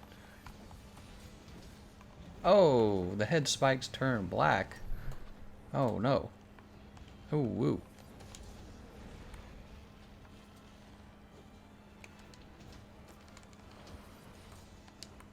Alright. Is Kush here? Oh, my God. That timing, though. That's some crazy timing. Let's go ahead and take this off.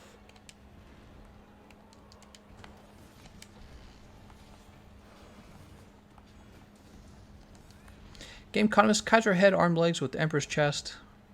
What? What are you talking about? You telling me your whole build? Darn it. So close. Look out, Yakitori! You'll never make it.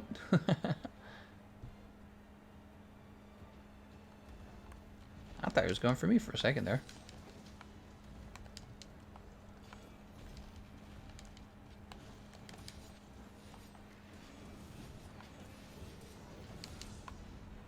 Make sure he doesn't accidentally hit me there.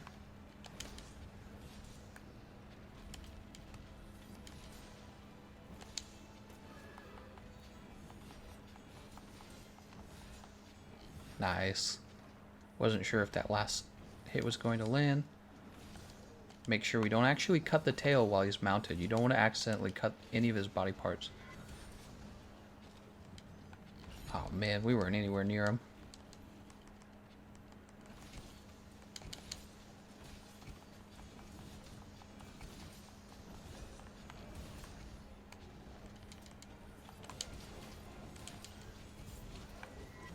Oh, how could I miss that?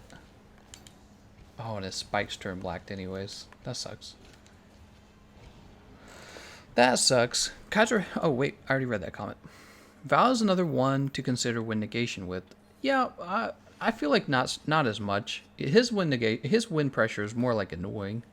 It's very annoying, but it's not too dangerous in my opinion.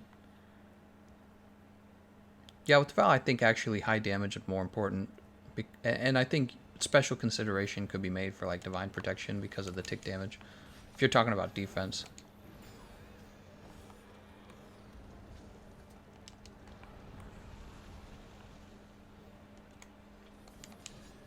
Do we have a hammer player? We don't have a hammer player.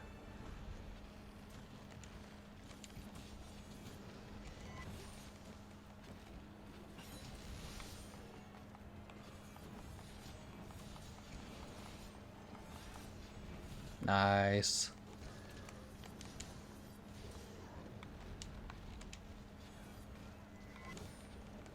Oh, he missed me. Amazing. Uh-oh, I'm in trouble. Oh, no, I'm not. Oh, I'm still in trouble.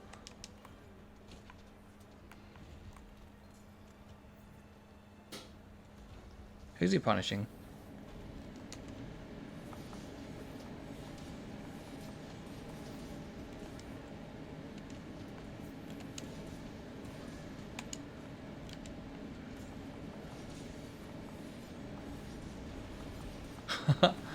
I just kind of guessed that he wasn't going for me because it didn't look like he was, but he was actually really close to me.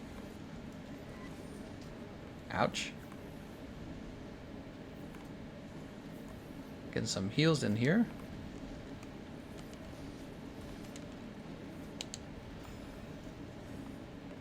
Dang, dude.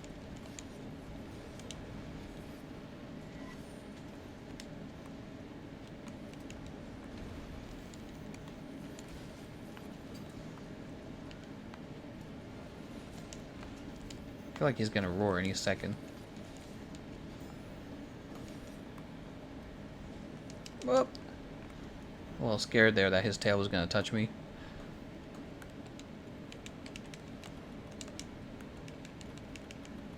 There we go, temporal mantle.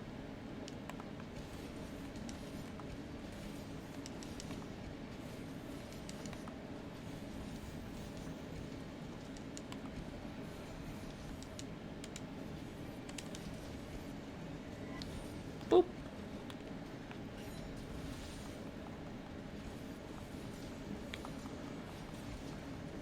Oh my god, that shoulder tackle is the worst. Doesn't matter if you're Behemoth or Nergigante, it's just such a ridiculously good move. I got hit by the tail. I forgot that tail like has a flick on that move.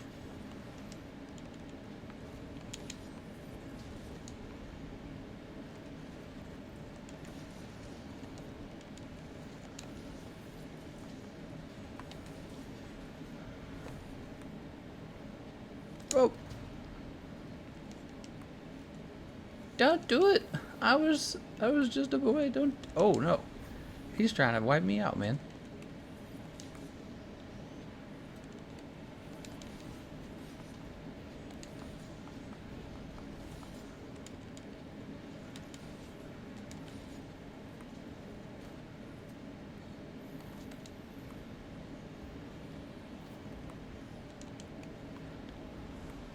Everyone's good. This run's been very clean, I'd say.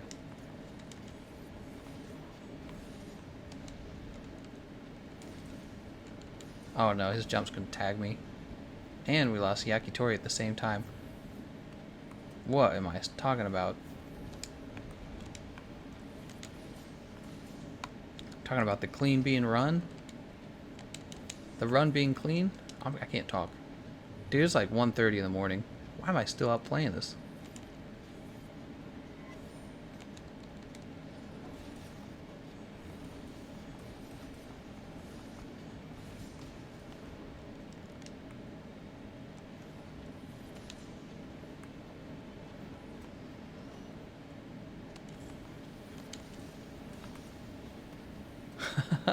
Run!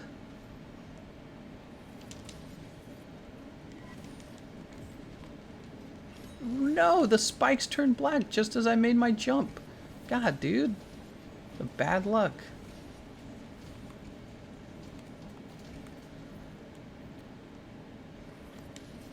Oh, he's gonna roar.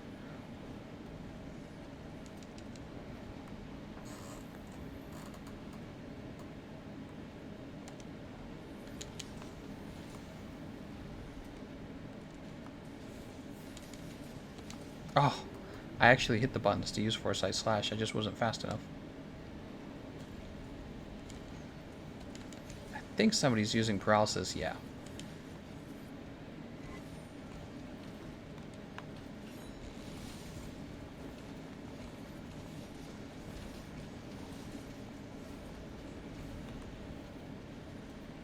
KO maybe?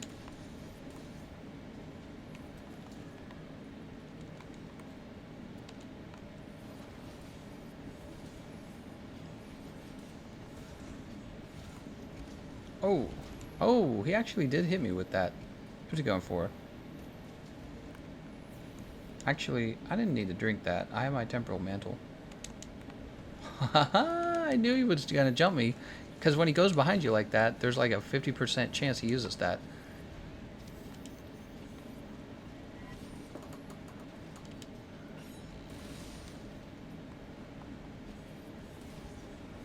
No, I got temporal mantle on now. I can do whatever I want. Anything I want, Nergigante. Or my dad's gonna fire your dad. Somebody's using the sleep ammo. I can see it.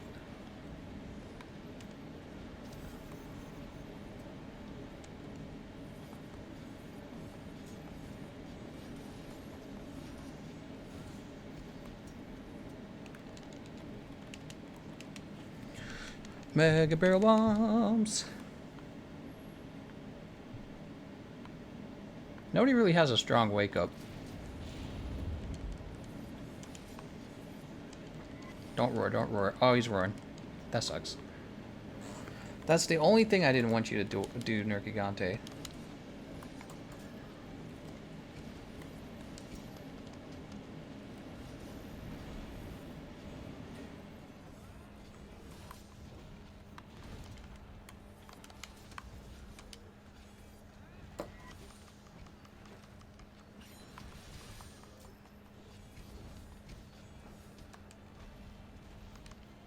Shoot. Oh, he jumped over it.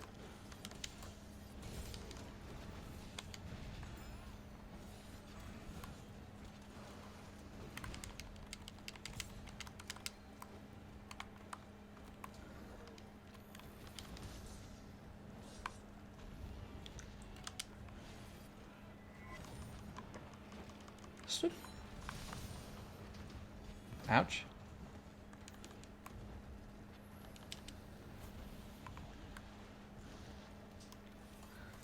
Go for somebody else now. Oh.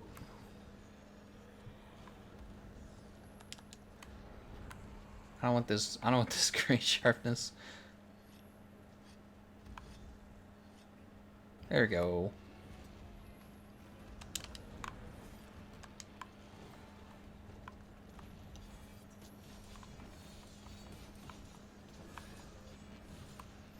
Oh no. Oh, the shoulder tackle is full crap. Nice job, everyone. So that went pretty smoothly, I would say, even though I would also say it took much longer than I thought it would. So we were lacking damage somewhere. I felt like I was on him the whole time, so that time I don't think it was me. You know, it's funny, people can actually have good damage builds and still struggle to get good damage on a monster if they're maybe like scared to get close to that monster. That's one of the things I've found. So like if you're having trouble like dodging through the attacks, that's usually going to affect your damage output too.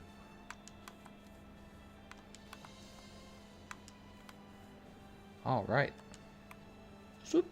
Put that on my back. What am I doing?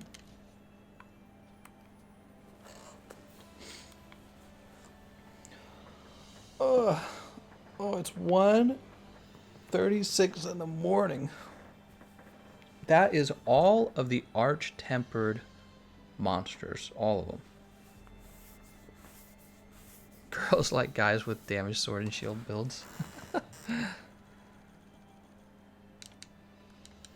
Now, I feel like what we should do at this point in the stream is I should show off 2 more builds. However, I have so much gameplay footage of those fights, and they're so long and it's so late, we're not going to actually do the fights for those builds, but I'm confident in these builds. So the first one's going to be Ancient Leshen.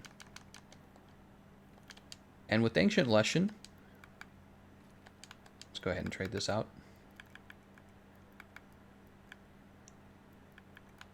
With Ancient Leshen, he's a big bother, except if you bring wide range, that really helps your team a great deal. So wide range works really well on him.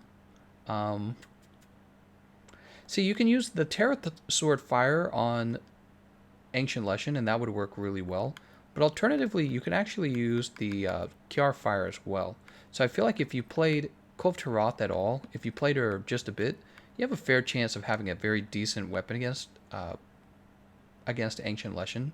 And I find with him, with the Ancient Leshen, similar to Vaal Hazak, he's kind of this monster where even just one level of Divine Protection actually gives you a bit of an edge in the fight. Because if you have like health regen augmentation on your weapon and Divine Protection at the same time, it actually works out really well. So you could do Tear Sword Fire with Elementless, or you could do this build here with like just elemental damage, and it probably very, very likely does more damage than the, especially after they come out with the nerf to the Elementless. I'm confident it will definitely be lower. But yeah, you would have something like this, right? The question is, you could do more fire damage, or, ooh, actually we're at 65%, perfect. That's 55. That's 45. So we can bring in the fire damage right now. Let's make sure this doesn't max it right here. It's at 420. 420 blaze it. We should probably just leave it at 420 because it blaze it. All right. Here we go. And let's see what that brings it up to, if it's meaningful. 450. 420 to 450. Yeah, that's fine, probably. So something like this would be great.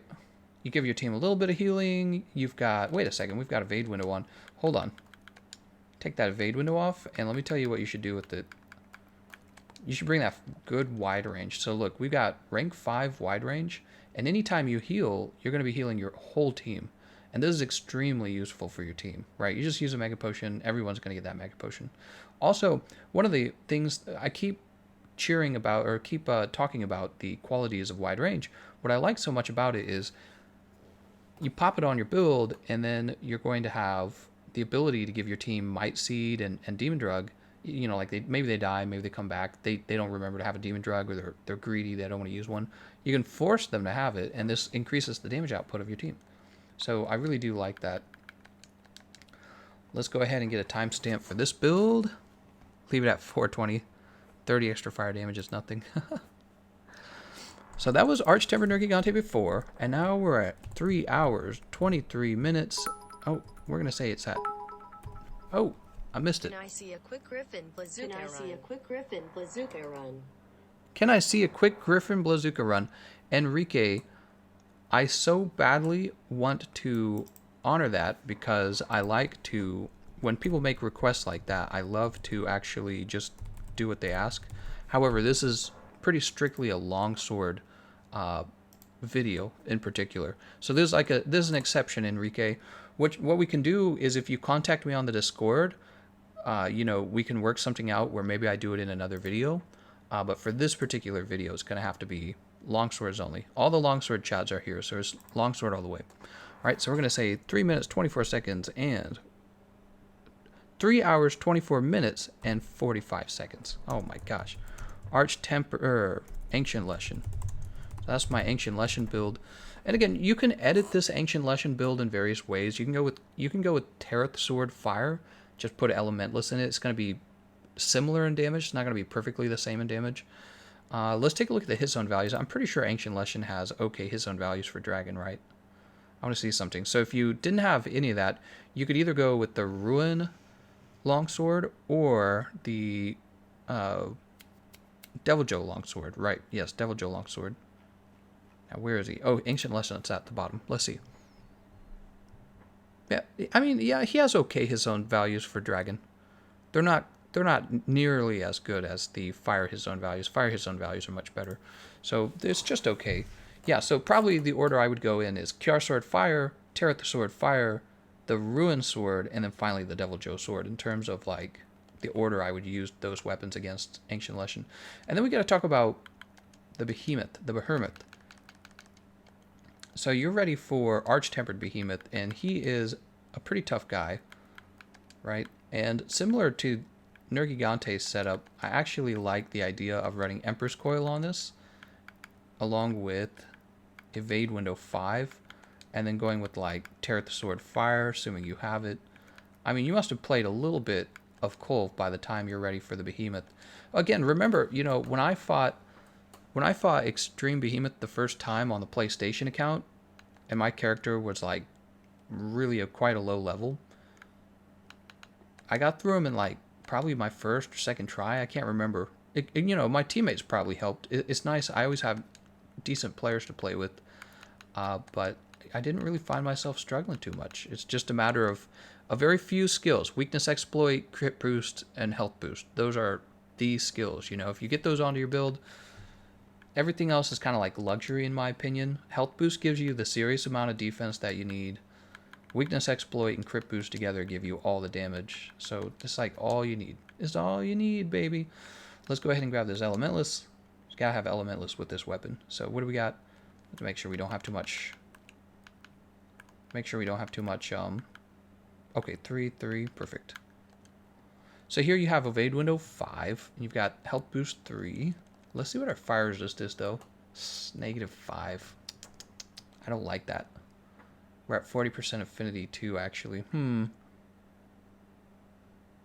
going to get wrecked if you get hit by a meteor. That's the downside. I think that we're going to nix the evade window. Take that off.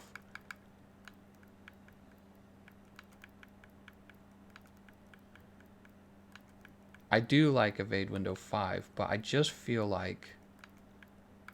Really, I don't have a fire resist on the PC account. Huh.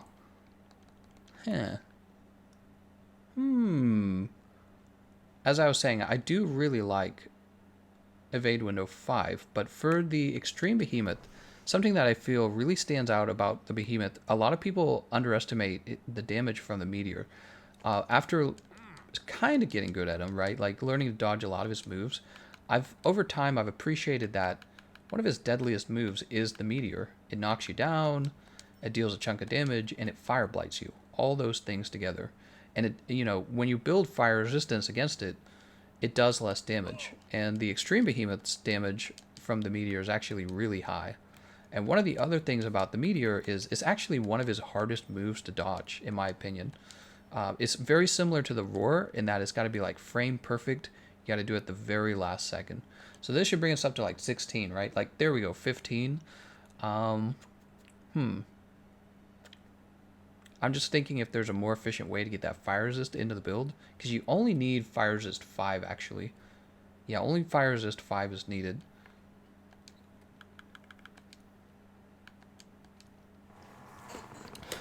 Well, actually, you know, there's the Teostra set. I think that's what I was running before.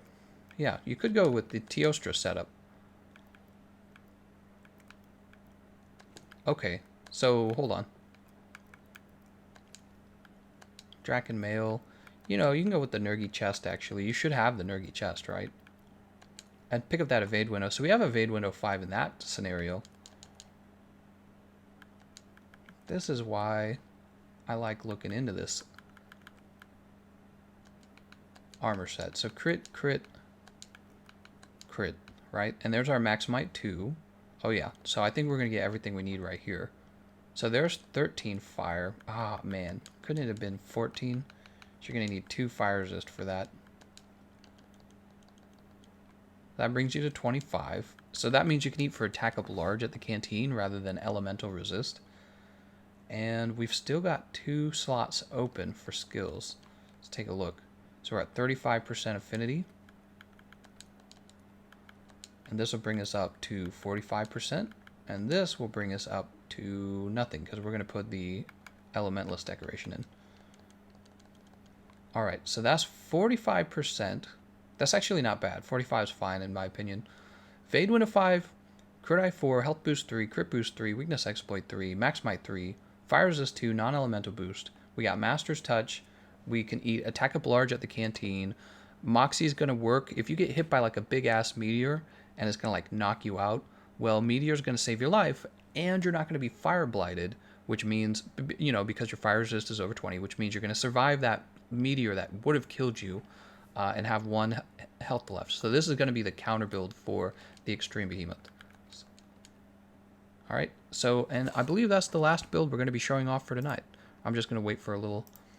the stream's always like 30 seconds behind, so let's try and guess the timestamp. It's going to be 3 minutes, 3 hours, 31 minutes, and roughly 50 seconds for Extreme Behemoth. Okay, so those are all counter builds. All of them. And I think that concludes everything for tonight. Yeah, I think we're all done. Mark says, Seosin says, make a ledge hop build. John Titer says, I thought you weren't using gamma sets. So that's a great point to bring up, John. The thing is, when you're fighting Ancient Leshen and the Extreme Behemoth, I feel like they're more like end-game fights anyways. So you really should start to have these gamma armor sets unlocked by the time you're ready for Extreme Behemoth. In other words, if you can't defeat Nergigante, you're probably not going to defeat the Extreme Behemoth. He's technically more difficult in my opinion. So, yeah, does that make sense? Like, if you can't defeat Arch-Tempered Teostra, you're probably not going to defeat Arch-Tempered Nergigante. Or Extreme Behemoth. It's very late. So just shy of 2 a.m. in the morning. Alright, so yeah, there's my Extreme Behemoth counter build. It does start to use all of the endgame armor, and we could do another longsword video where we talk about strictly, like, optimizing for damage. We could talk about having, like, really, really powerful counter builds for all of the end game monsters where you have all the armor unlocked and you're not worried about defense as much at that point because maybe you have the skills to just dodge through everything. Yeah, there's a lot we can do, but the builds in this video I think will help a lot of players get through the monsters for the first time. That was my goal. Okay, all right, I want to thank you all for watching. Wait, I gotta do the gesture.